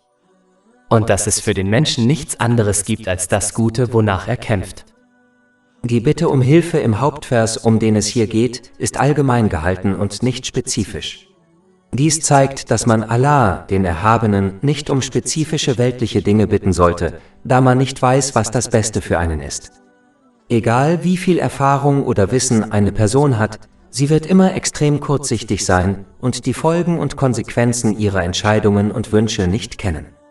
Kapitel 2 Al-Baqarah, Vers 216. Aber vielleicht hasst ihr etwas und es ist gut für euch, und vielleicht liebt ihr etwas und es ist schlecht für euch. Und Allah weiß es, ihr aber wisst es nicht. Daher wird ein weiser Mensch nur göttliche Hilfe für die Dinge suchen, die vom Islam empfohlen werden, wie etwa das Streben nach dem Paradies, und es vermeiden, um Hilfe zu bitten, um bestimmte weltliche Dinge zu erlangen. Ein Muslim muss darauf vertrauen, dass Allah, der Erhabene, nur das bestimmt, was für ihn und seine Lieben am besten ist.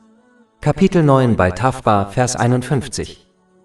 Sprich, wir werden nur von dem getroffen werden, was Allah uns bestimmt hat. Er ist unser Beschützer. Und auf Allah sollen sich die Gläubigen verlassen.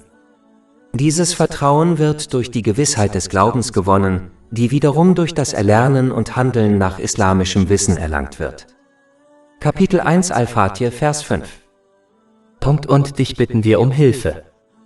Dies ermutigt einen auch, die Mittel zu nutzen, die einem von Allah, dem Erhabenen, gemäß den islamischen Lehren zur Verfügung gestellt wurden, und sich dann in allen Angelegenheiten auf die Hilfe von Allah, dem Erhabenen, zu verlassen.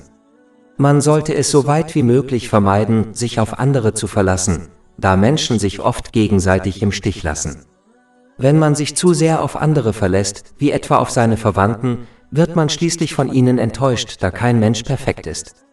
Dies kann zu Bitterkeit und zerrütteten Beziehungen zwischen Menschen führen und einen dazu ermutigen, die Rechte anderer nicht zu erfüllen. Derjenige, der sich praktisch um den Gehorsam gegenüber Allah, dem Erhabenen, bemüht, indem er die Segnungen, die er ihm gewährt hat, auf eine Weise nutzt, die ihm gefällt, und sich dann auf seine Hilfe verlässt, wird in allen Situationen richtig geführt, auch wenn ihm dies nicht klar ist. Kapitel 65 At-Talaq, Vers 3. Und wer sich auf Allah verlässt, dem genügt er? Kapitel 1 Al-Fatir, Vers 5. Dich beten wir an und dich bitten wir um Hilfe. Da die Pluralform in Bezug auf Personen verwendet wird, bedeutet dies, dass man niemals stolz auf seinen Gehorsam gegenüber Allah, dem Erhabenen, werden sollte, da man nur eine einzige Person unter den zahllosen aufrichtigen und ergebenen Dienern Allahs, des Erhabenen, wie den Engeln ist. Ein Muslim muss dankbar bleiben, dass ihm die Inspiration, Fähigkeit, Gelegenheit und Kraft gegeben wurde, Allah, dem Erhabenen, zu gehorchen. Er muss diese Dankbarkeit zeigen, indem er ihm unter allen Umständen weiterhin aufrichtig gehorcht. Dies beinhaltet, die Segnungen, die er ihnen gewährt hat, auf eine Weise zu nutzen, die ihm gefällt. Dies führt zu mehr Segnungen in beiden Welten. Kapitel 14 Ibrahim, Vers 7. Und gedenke, als dein Herr verkündete, wenn ihr dankbar seid, werde ich eure Gunst gewiss vermehren. Der Hauptvers zeigt auch die Voraussetzung auf, um in allen Angelegenheiten göttliche Unterstützung und Hilfe zu erhalten: den Gehorsam gegenüber Allah, dem Erhabenen. Dies beinhaltet, die Segnungen, die einem gewährt wurden, auf eine Weise zu nutzen, die ihm gefällt. Wer Allah, dem Erhabenen, gehorcht, wird von ihm die Kraft erhalten, jede Situation, der er gegenübersteht, erfolgreich zu meistern. Dies beinhaltet, in schwierigen Zeiten Geduld und in guten Zeiten Dankbarkeit zu zeigen, und ihm wird in beiden Welten seine Zuflucht gewährt. Dies wird in einem Hadith in Sahih Bukhari, Nummer 6502 empfohlen. Jeder Mensch erlebt 3 Zustände: Vergangenheit, Gegenwart und Zukunft. In Bezug auf die eigene Vergangenheit und Gegenwart erinnern die Verse 2 und 3 von Kapitel 1 Al-Fatir die Muslime daran, dass sie Allah, dem Erhabenen, alles verdanken, da er allein sie erschaffen hat, erhält und versorgt. Er allein kann die vergangenen Sünden eines Menschen vergeben und ihn in Gegenwart und Zukunft zu dem führen, was ihm in beiden Welten von Nutzen ist. Kapitel 1 Al-Fatir, Verse 2 bis 3. Alles Lob gebührt Allah, dem Allerbarmer und Barmherzigen. Vers 4 von Kapitel 1 Al-Fatir weist darauf hin, dass niemand einem Menschen am Tag des jüngsten Gerichts helfen kann, außer Allah, dem Erhabenen, und dass er an diesem unvermeidlichen Tag vollständig von ihm abhängig ist. Kapitel 1 Al-Fatir, Vers 4. Herrscher des Tages der Vergeltung. Diese Verse machen deutlich, dass jeder Mensch in allen seinen Zuständen einzig und allein von Allah, dem Erhabenen, abhängig ist. Der Hauptvers, um den es hier geht, vervollständigt dies, indem er erklärt, dass nur Allah, der Erhabene, des Gehorsams und der Anbetung würdig ist und dass man in jeder Situation nur von ihm allein Hilfe erhalten kann. Kapitel 1 Al-Fatir, Vers 5. Dich beten wir an und dich bitten wir um Hilfe. Wenn ein Muslim also in jeder Situation, die er durchmacht, in der Vergangenheit, Gegenwart und Zukunft, göttliche Hilfe und Segnungen erlangen möchte, muss er Allah, dem Erhabenen, aufrichtig gehorchen, indem er die Segnungen, die er ihm gewährt hat, auf eine Weise nutzt, die ihm gefällt, wie es im heiligen Koran und den Überlieferungen des heiligen Propheten Muhammad, Friede und Segen seien auf ihm, dargelegt ist. Kapitel 1 Al-Fatir, Vers 5. Dich beten wir an und dich bitten wir um Hilfe. Dieser Vers weist auch darauf hin, dass der Zweck der eigenen Erschaffung darin besteht, Allah, dem Erhabenen, aufrichtig zu gehorchen. Kapitel 51 Ad-Dariyat, Vers 56. Und ich habe die Djinn und die Menschen nur erschaffen, damit sie mir dienen, gehorchen. Dies muss man im Hinterkopf behalten, wenn man Allah, den Erhabenen, um Hilfe bittet, um die weltlichen Dinge zu erlangen, die man sich wünscht. Das bedeutet, dass man in dieser Welt danach strebt, weltliche Dinge zu erlangen, wie beispielsweise seinen Lebensunterhalt, und zwar mit dem Ziel, Allah, dem Erhabenen, aufrichtig zu gehorchen, denn das ist das Ziel. Dies wird erreicht, wenn man die Gebote Allahs, des Erhabenen, aufrichtig erfüllt, seine Verbote ignoriert und dem Schicksal gemäß den Überlieferungen des heiligen Propheten Muhammad, Friede und Segen seien auf ihm, mit Geduld entgegentritt. Kapitel 1 Al-Fatir, Vers 5. Dich beten wir an und dich bitten wir um Hilfe. Das größte Ziel, das ein Mensch in dieser Welt erreichen möchte und für das er die Hilfe Allahs, des Erhabenen, benötigt, ist wohl der Seelenfrieden. Menschen können diesen an verschiedenen Orten suchen, beispielsweise in Reichtum, Ruhm oder Familie. Doch das ultimative Ziel ist in jedem Fall, Seelenfrieden zu erlangen. Der Hauptvers macht deutlich, dass man dieses ultimative Ziel oder irgendein anderes nicht erreichen wird, wenn man Allah, des Erhabenen, nicht aufrichtig gehorcht. Dies beinhaltet, die Segnungen, die er einem gewährt hat, auf eine Weise zu nutzen, die ihm gefällt. Kapitel 20 Taha, Vers 124. Und wer sich von meiner Erinnerung abwendet, dem wird wahrlich ein deprimierendes, schwieriges Leben bevorstehen. Und wir werden ihn am Tag der Auferstehung blind versammeln, auferwecken. Man darf sich nicht täuschen lassen und glauben, dass aufrichtiger Gehorsam gegenüber Allah, dem Erhabenen, einen an Seelenfrieden hindert, denn dieser Frieden liegt nicht in der Erfüllung aller Wünsche. Religion zielt darauf ab, die Last von Stress, Angst und anderen psychischen Störungen zu beseitigen, die die Folgen des Strebens sind, alle Wünsche in dieser Welt zu erfüllen. Religion zielt darauf ab, einem einen gesunden Verhaltenskodex beizubringen, so wie ein Arzt seinem Patienten einen gesunden Ernährungsplan verordnet. Man muss kein Genie sein, um zu erkennen, dass ein Patient, der den Rat seines Arztes ignoriert und stattdessen all seinen Wünschen nachgibt, am Ende eine schlechte geistige und körperliche Gesundheit haben wird, wie etwa Diabetes, Bluthochdruck, Herzversagen, Depressionen und so weiter. Derjenige hingegen, der dem Plan seines Arztes folgt, wird einen gesunden Geist und Körper erlangen, auch wenn er dadurch nicht alle seine Wünsche erfüllen kann. Ebenso wird derjenige, der den Verhaltenskodex des Islam befolgt, in beiden Welten Seelenfrieden und Körperfrieden erlangen. Kapitel 16 An-Nahl, Vers 97.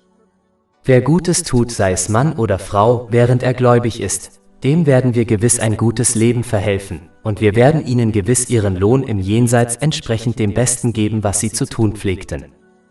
Kapitel 1 Al-Fatir, Vers 5. Dich beten wir an und dich bitten wir um Hilfe. Die Pluralform weist auf die Wichtigkeit der Einheit hin. Das bedeutet, dass sich Muslime auf einen einzigen Verhaltenskodex einigen müssen, der festlegt, wie man Allah, den Erhabenen, anbetet und ihm gehorcht und wie man seine Hilfe in allen Angelegenheiten sucht. Das Oberhaupt dieser vereinten Gruppe ist der Auserwählte der Schöpfung, der heilige Prophet Muhammad, Friede und Segen seien auf ihm. Kapitel 3 Ali Imran, Vers 31. Sprich Prophet Muhammad, Friede und Segen seien auf ihm. Wenn ihr Allah liebt, dann folgt mir, so wird Allah euch lieben und euch eure Sünden vergeben. Und Kapitel 33 Al-Azab, Vers 21. Wahrlich, im Gesandten Allahs hat es für euch ein hervorragendes Vorbild gegeben für jeden, der seine Hoffnung auf Allah und den jüngsten Tag setzt und Allahs oft gedenkt. Und Kapitel 59 Al-Heshr, Vers 7. Und was auch immer der Gesandte euch gegeben hat, nehmt es, und was er euch verboten hat, davon lasst ab.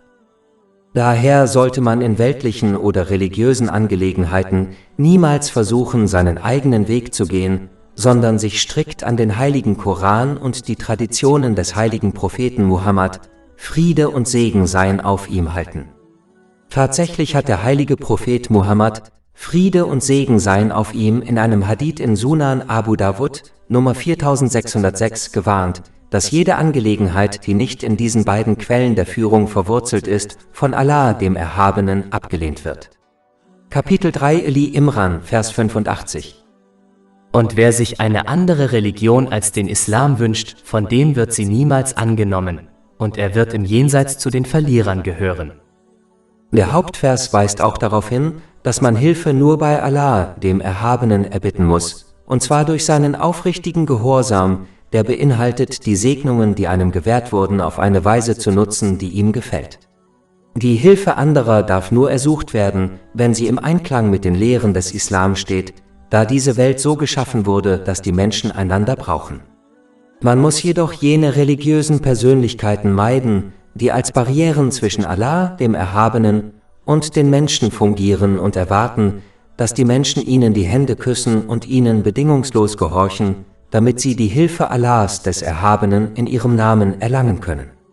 Dies ist Irreführung, da die heiligen Propheten, Friede sei mit ihnen, keine Barrieren zwischen Allah, dem Erhabenen und der Schöpfung waren. Sie waren Führer, die den Weg zeigten, der zu Allah, dem Erhabenen, führt. Das heißt, sie lehrten die Menschen, wie sie Allah, dem Erhabenen, gefallen können, und sie lehrten die Menschen nicht und erwarteten auch nicht, dass sie ihnen gefallen würden. Dies ist der Unterschied zwischen einem echten spirituellen Führer und denen, die als Barrieren und Torwächter zwischen Allah, dem Erhabenen, und den Menschen fungieren. Kapitel 1 Al-Fatir, Vers 6. Führe uns auf den geraden Weg. Dieser Vers weist auf das Wichtigste hin, für dessen Erlangung ein Mensch die Hilfe Allahs, des Erhabenen, erbitten muss. Kapitel 1 Al-Fatir, Vers 5. Dich beten wir an und dich bitten wir um Hilfe. Dies erinnert die Muslime daran, dass ihr Hauptziel in dieser Welt nicht darin besteht, sich von weltlichen Dingen wie Reichtum und Autorität leiten zu lassen, sondern stattdessen nach der Führung zu streben, die ihnen in beiden Welten Seelenfrieden und Frieden für Körper und Geist sichert. Dies wird nur erreicht, wenn man den von Allah, dem Erhabenen, gewählten Weg beschreitet. Dies ist der Weg des heiligen Propheten Muhammad, Friede und Segen seien auf ihm. Kapitel 3 Ali Imran, Vers 31. Sprich Prophet Muhammad, Friede und Segen seien auf ihm. Wenn ihr Allah liebt, dann folgt mir, so wird Allah euch lieben und euch eure Sünden vergeben. Es ist jedoch wichtig zu beachten, dass ein Weg nur dann nützlich ist, wenn man ihn beschreitet. Einfach nur zu glauben, dass der Weg existiert, und Wissen über den Weg zu haben, reicht nicht aus, um das gewünschte Ziel zu erreichen. Man muss den Weg praktisch beschreiten, um das gewünschte Ziel zu erreichen. Daher muss man, wie in diesem Vers angegeben, den heiligen Koran und die Traditionen des heiligen Propheten Muhammad, Friede und Segen seien auf ihm, praktisch lernen und danach handeln. Dadurch wird sichergestellt, dass man die Segnungen, die einem gewährt wurden, auf eine Weise nutzt, die Allah, dem Erhabenen, gefällt, was wiederum zu Seelenfrieden und Erfolg in beiden Welten führt. Kapitel 16 An-Nahl, Vers 97. Wer Gutes tut, sei es Mann oder Frau, während er gläubig ist, dem werden wir gewiss ein gutes Leben verhelfen. Der Hauptvers erinnert einen auch daran, dass richtige Führung nur durch die Gnade Allahs, des Erhabenen, möglich ist. Sich daran zu erinnern, wird einen davor bewahren, hochmütig zu werden, denn ein Atom davon reicht aus, um einen in die Hölle zu bringen. Davor wird in einem Hadith gewarnt, der in Sahih Muslim Nummer 265 zu finden ist. Kapitel 1 Al-Fatir, Vers 6. Führe uns auf den geraden Weg.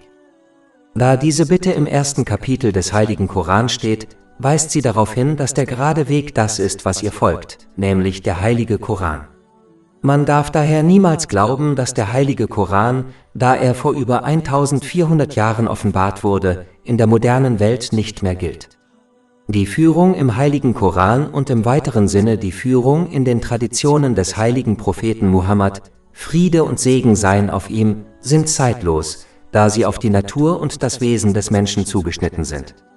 Auch wenn sich die Welt im Laufe der Zeit ändert, wie beispielsweise Technologie, Sprachen und Kulturen, werden das Wesen und die Natur des Menschen immer gleich bleiben.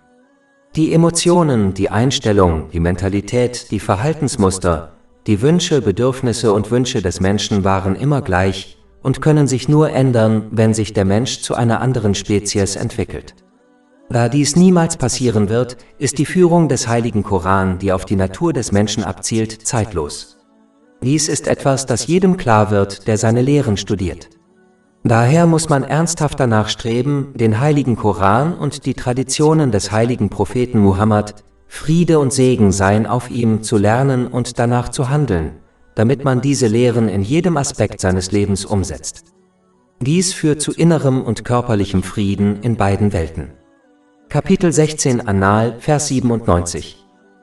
Wer Gutes tut, sei es Mann oder Frau, während er gläubig ist, dem werden wir gewiss ein gutes Leben verhelfen, und wir werden ihnen gewiss ihren Lohn im Jenseits entsprechend dem Besten geben, was sie zu tun pflegten.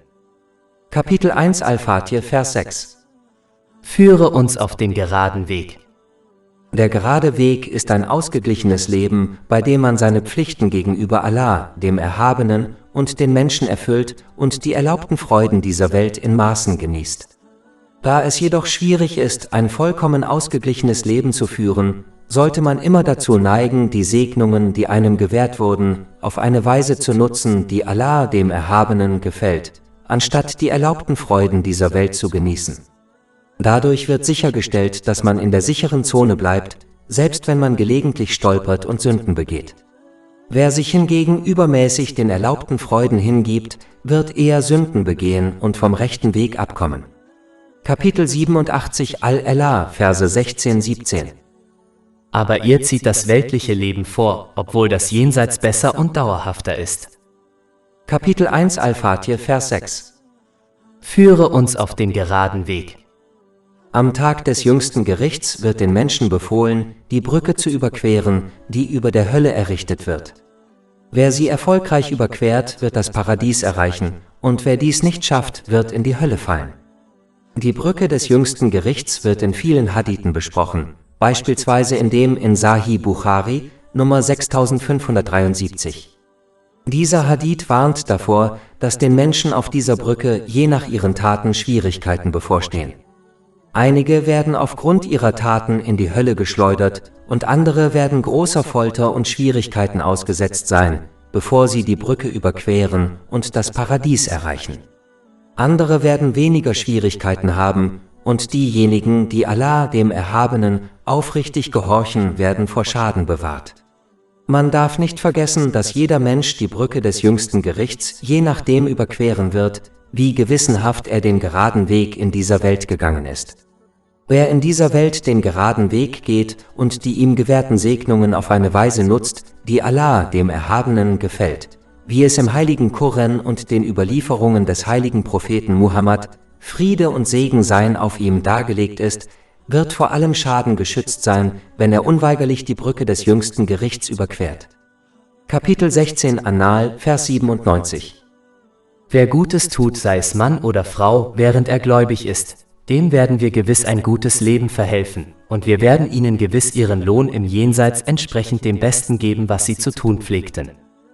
Doch wer in dieser Welt vom rechten Weg abkommt, indem er die ihm zuteil gewordenen Segnungen missbraucht, wird Schwierigkeiten haben, wenn er unweigerlich die Brücke des jüngsten Gerichts überquert. Kapitel 20 Taha, Verse 124 bis 126. Und wer sich von meiner Erinnerung abwendet, dem wird ein bedrückendes Leben bevorstehen, und wir werden ihn am Tag der Auferstehung blind wieder auferstehen lassen. Er wird sagen, mein Herr, warum hast du mich blind wieder auferstehen lassen, wo ich doch sehend war? Er wird sagen, so kamen unsere Zeichen zu euch und ihr vergaßt sie, und so werdet auch ihr heute vergessen sein. Selbst wenn ein Muslim all seine Pflichten gegenüber Allah, dem Erhabenen und der Schöpfung erfüllt, bittet er durch den besprochenen Hauptvers immer noch beharrlich um die richtige Führung. Dies zeigt, wie wichtig es ist, seinen Glauben schrittweise zu stärken. Dadurch wird sichergestellt, dass man seinen aufrichtigen Gehorsam gegenüber Allah, dem Erhabenen, aufrechterhält, was bedeutet, die Segnungen, die er einem gewährt hat, auf eine Weise zu nutzen, die ihm gefällt, wie es im heiligen Koran und den Überlieferungen des heiligen Propheten Muhammad, Friede und Segen seien auf ihm, dargelegt ist.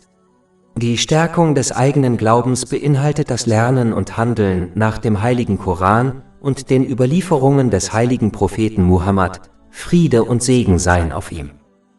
Kapitel 1 Al-Fatir, Vers 6. Führe uns auf den geraden Weg.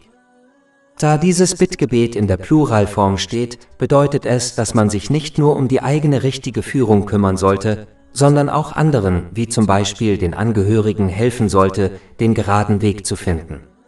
Eltern müssen mit gutem Beispiel vorangehen, damit sie ihre Kinder richtig auf den geraden Weg führen.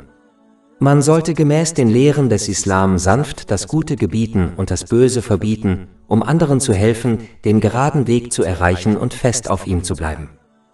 Die Pluralform weist auch auf die Bedeutung von Kameradschaft hin, da die Gefährten einen direkten Einfluss auf den Weg haben, den man in dieser Welt einschlägt. Dies wird in einem Hadith in Sunan Abu Dawud Nummer 4833 angedeutet.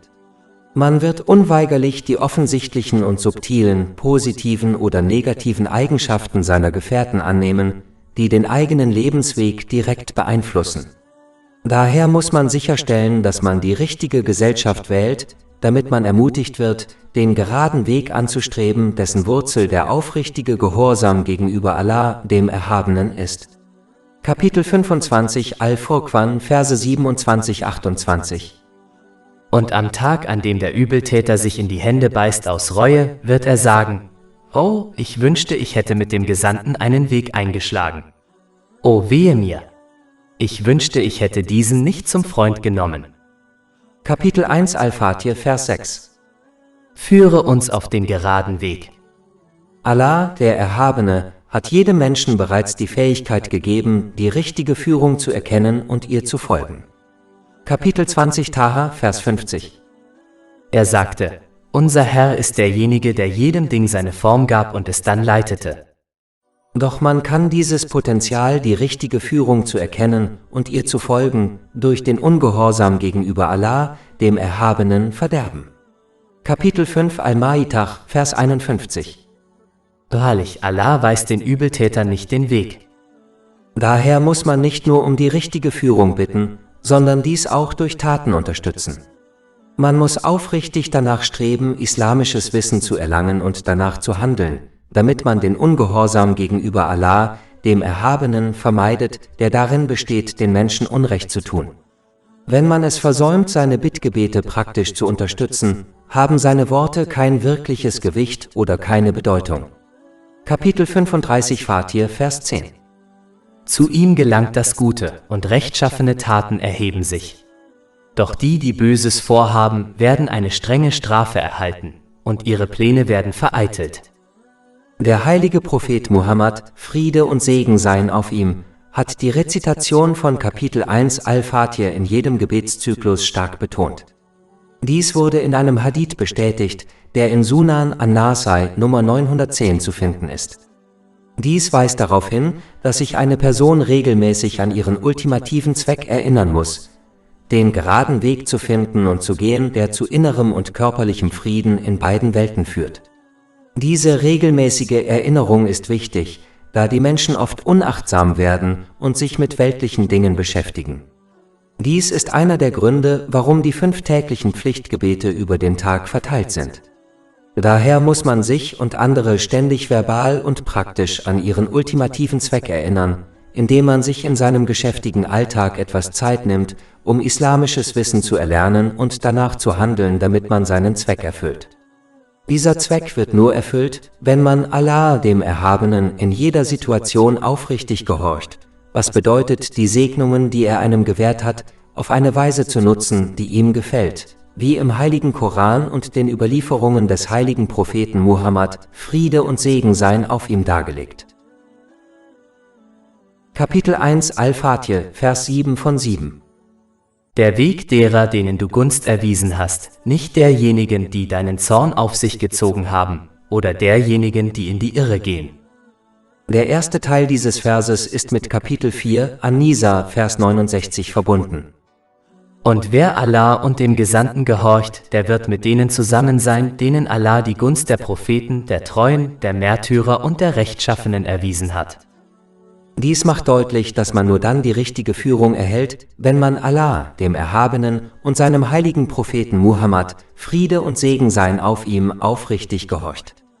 Dies beinhaltet, dass man die Segnungen, die einem gewährt wurden, auf eine Weise nutzt, die Allah, dem Erhabenen, gefällt, wie es im heiligen Koran und den Überlieferungen des heiligen Propheten Muhammad, Friede und Segen seien auf ihm, dargelegt ist. Um den richtigen und geraden Weg der heiligen Propheten, Friede sei mit ihnen, zu erkennen, muss man außerdem ihr Leben studieren und nach ihren Lehren handeln. Aus diesem Grund werden die heiligen Propheten, Friede sei mit ihnen, im heiligen Koran und in den Überlieferungen des heiligen Propheten Muhammad, Friede und Segen seien mit ihm, ausführlich besprochen. Es ist wichtig zu beachten, dass man ihr Leben nicht zum Zwecke der Unterhaltung studieren darf, etwa um faszinierende und wundersame Geschichten über sie zu erfahren. Man muss etwas über ihr Leben lernen, um von ihnen Führung zu suchen, damit man denselben geraden Weg beschreiten kann, den sie beschritten haben. Kapitel 6 Al-An'am, Verse 89-90. Dies sind diejenigen, denen wir die Schrift und die Autorität und das Prophetentum gegeben haben. Dies sind diejenigen, die Allah recht geleitet hat. Nehmen Sie sich also ein Beispiel an ihrer Rechtleitung. Kapitel 1 Al-Fatir, Vers 7. Der Weg derer, denen du Gunst erwiesen hast. Da Inspiration, Kraft, Wissen und die Möglichkeit, die richtige Führung zu erlangen, alle von Allah, dem Erhabenen, kommen, darf man niemals stolz sein. Stolz ermutigt einen nur dazu, auf andere herabzuschauen und die Wahrheit abzulehnen, wenn sie ihnen präsentiert wird. Davor wurde in einem Hadith in Sahih Muslim, Nummer 265, gewarnt. Stolz bringt einen nur vom rechten Weg ab und führt dazu, dass man in die Hölle kommt und muss deshalb vermieden werden. Der Hauptvers weist auch darauf hin, dass die wahre Gunst Allahs, des Erhabenen, die Führung auf den geraden Weg ist. Diese erlangt man nur durch seinen Gehorsam, der beinhaltet, die Segnungen, die einem gewährt wurden, auf eine Weise zu nutzen, die ihm gefällt. Man sollte sich nicht täuschen lassen und glauben, dass weltliche Dinge wie Reichtum und Familie ein Segen sind, wenn man sie nicht richtig nutzt. Kapitel 23 Al-Mu'minin, Verse 55-56. Meinen Sie etwa, dass wir ihnen Vermögen und Kinder schenken? Etwa, dass wir ihnen Gutes zukommen lassen? Sie begreifen es vielmehr nicht. Wer die ihm gewährten Segnungen missbraucht, wird feststellen, dass sie für ihn in beiden Welten zu einer Quelle von Stress und Elend werden. Kapitel 20 Taha, Vers 124. Und wer sich von meiner Erinnerung abwendet, dem wird wahrlich ein deprimierendes, schwieriges Leben bevorstehen. Und wir werden ihn am Tag der Auferstehung blind versammeln, auferwecken. Es ist wichtig, den Unterschied zwischen guten und schlechten weltlichen Dingen zu verstehen, damit man die Segnungen, die einem gewährt wurden, richtig nutzen kann, um in beiden Welten Seelenfrieden und Frieden für Körper und Geist zu finden. Kapitel 16 An-Nahl, Vers 97. Wer Gutes tut, sei es Mann oder Frau, während er gläubig ist, dem werden wir gewiss ein gutes Leben verhelfen, und wir werden ihnen gewiss ihren Lohn im Jenseits entsprechend dem Besten geben, was sie zu tun pflegten. Kapitel 1 Al-Fatir, Vers 7. Der Weg derer, denen du Gunst erwiesen hast, nicht derer, die deinen Zorn auf sich gezogen haben. Zu denen, die den Zorn Gottes auf sich zogen, gehören jene, die das ihnen verliehene göttliche Wissen missbrauchten, um weltliche Dinge wie Reichtum und Macht zu erlangen. Sie verfolgten korrupte Absichten und erhielten daher von Allah, dem Erhabenen, keine Belohnung für die guten Taten, die sie vollbrachten. Tatsächlich warnt ein Hadith in Jami et-Tirmidhi Nummer 3154, dass diejenigen, die rechtschaffene Taten zum Wohle anderer vollbringen, am Tag des jüngsten Gerichts dazu aufgefordert werden, ihre Belohnung von den Menschen einzufordern, für die sie gehandelt haben, was in Wirklichkeit nicht möglich ist. Ein Muslim muss daher dieses Ergebnis vermeiden, indem er sicherstellt, dass seine Absichten bei guten Taten darin bestehen, Allah, dem Erhabenen, zu gefallen. Ein Zeichen dafür ist, dass er niemals Dankbarkeit von Menschen erwarten oder erhoffen sollte. Darüber hinaus muss ein Muslim danach streben, islamisches Wissen zu erlangen und danach zu handeln, damit er seinen Gehorsam gegenüber Allah, dem Erhabenen, steigert, was bedeutet, dass er die ihm gewährten Segnungen auf eine Weise nutzt, die ihm gefällt. Wer sich mit der Zunge zum Islam bekennt, ihn aber nicht durch Taten unterstützt, zieht sich den Zorn Gottes zu. Kapitel 61 As-Saf, Vers 3. In den Augen Allahs ist es äußerst verabscheuungswürdig, wenn man Dinge sagt, die man nicht tut. Kapitel 1 Al-Fatir, Vers 7. Der Weg derer, denen du Gunst erwiesen hast, nicht der derer, die in die Irre gehen. Dazu gehören diejenigen, die es vermeiden, den Zweck ihrer Erschaffung zu suchen und zu erfüllen, und stattdessen ein zielloses Leben in dieser Welt führen, indem sie nur danach streben, ihre Wünsche nacheinander zu erfüllen. Infolgedessen bahnen sie sich ihren eigenen Lebensweg und missbrauchen dabei die Segnungen, die ihnen gewährt wurden, was für sie in beiden Welten zu weiterem Stress und Problemen führt. Kapitel 20 Taha, Verse 124 bis 126. Und wer sich von meiner Erinnerung abwendet, dem wird ein bedrückendes Leben bevorstehen, und wir werden ihn am Tag der Auferstehung blind wieder auferstehen lassen. Er wird sagen, mein Herr, warum hast du mich blind wieder auferstehen lassen, wo ich doch sehend war? Er wird sagen, so kamen unsere Zeichen zu euch und ihr vergaßt sie, und so werdet auch ihr heute vergessen sein. Muslime vermeiden diese Haltung und dieses Ergebnis, indem sie aufrichtig danach streben, islamisches Wissen zu erlangen und danach zu handeln, sodass sie ihren Zweck erkennen und erfüllen. Kapitel 51 Ad-Dariyat, Vers 56. Und ich habe die Djinn und die Menschen nur erschaffen, damit sie mir dienen. Dieser Zweck wird nur erfüllt, wenn man Allah, dem Erhabenen, aufrichtig gehorcht, indem man die Segnungen, die einem gewährt wurden, auf eine Weise nutzt, die ihm gefällt, wie es im heiligen Koran und den Überlieferungen des heiligen Propheten Muhammad, Friede und Segen seien auf ihm, dargelegt ist. Dieser Zweck geht daher über die grundlegenden Pflichten des Islam hinaus. Die Erfüllung des Schöpfungszwecks führt zu geistigem und körperlichem Frieden in beiden Welten. Kapitel 16 An-Nahl, Vers 97. Wer Gutes tut, sei es Mann oder Frau, während er gläubig ist, dem werden wir gewiss ein gutes Leben verhelfen, und wir werden ihnen gewiss ihren Lohn im Jenseits entsprechend dem Besten geben, was sie zu tun pflegten. Kapitel 1 Al-Fatir, Vers 7. Der Weg derer, denen du Gunst erwiesen hast, nicht derjenigen, die deinen Zorn auf sich gezogen haben, oder derjenigen, die in die Irre gehen. Der Lebensweg eines Menschen wird durch die Gesellschaft bestimmt, die er pflegt. Jeder Mensch wird von seinen Gefährten positiv oder negativ und offensichtlich oder subtil beeinflusst. Dies wird in einem Hadith in Sahih Bukhari, Nummer 5534 gewarnt. Daher muss man sicherstellen, dass man Gefährten wählt, die einen ermutigen, die Segnungen, die einem gewährt wurden, auf eine Weise zu nutzen, die Allah, dem Erhabenen, gefällt, wie es im heiligen Koran und den Überlieferungen des heiligen Propheten Muhammad, Friede und Segen seien auf ihm, dargelegt ist. Eine bittere Wahrheit, die alle akzeptieren müssen, ist, dass jemand, nur weil er keinen bösen Charakter angenommen hat, nicht unbedingt für die Gesellschaft geeignet ist. Darüber hinaus warnt ein Hadith in Sunan Abu Dawud, Nummer 4031, dass eine Person, die eine Gruppe von Menschen nachahmt, als einer von ihnen gezählt wird. Daher muss man ihre verbale Behauptung, diejenigen zu lieben, denen Allah, der Erhabene, seine Gunst erwiesen hat, wie die heiligen Propheten, Friede sei mit ihnen, und die Gefährten möge Allah mit ihnen zufrieden sein, praktisch untermauern, indem man ihnen folgt. Wenn sie die anderen beiden Gruppen nachahmen, die im Hauptvers erwähnt werden, werden sie als eine von ihnen gezählt, unabhängig von ihren verbalen Behauptungen. Der Hauptvers weckt bei einem Muslim sowohl Angst als auch Hoffnung. Hoffnung liegt darin, dass man, wenn man Allah, dem Erhabenen, aufrichtig gehorcht und die Segnungen, die einem gewährt wurden, auf eine Weise nutzt, die ihm gefällt, wie im heiligen Koran und den Überlieferungen des heiligen Propheten Muhammad, Friede und Segen seien auf ihm dargelegt, vor Irreführung geschützt und in beiden Welten Gunst erlangt. Angst hingegen liegt darin, dass man, wenn man Allah, dem Erhabenen, nicht aufrichtig gehorcht, dem Zorn Gottes ausgesetzt ist und nicht vor Irreführung geschützt ist.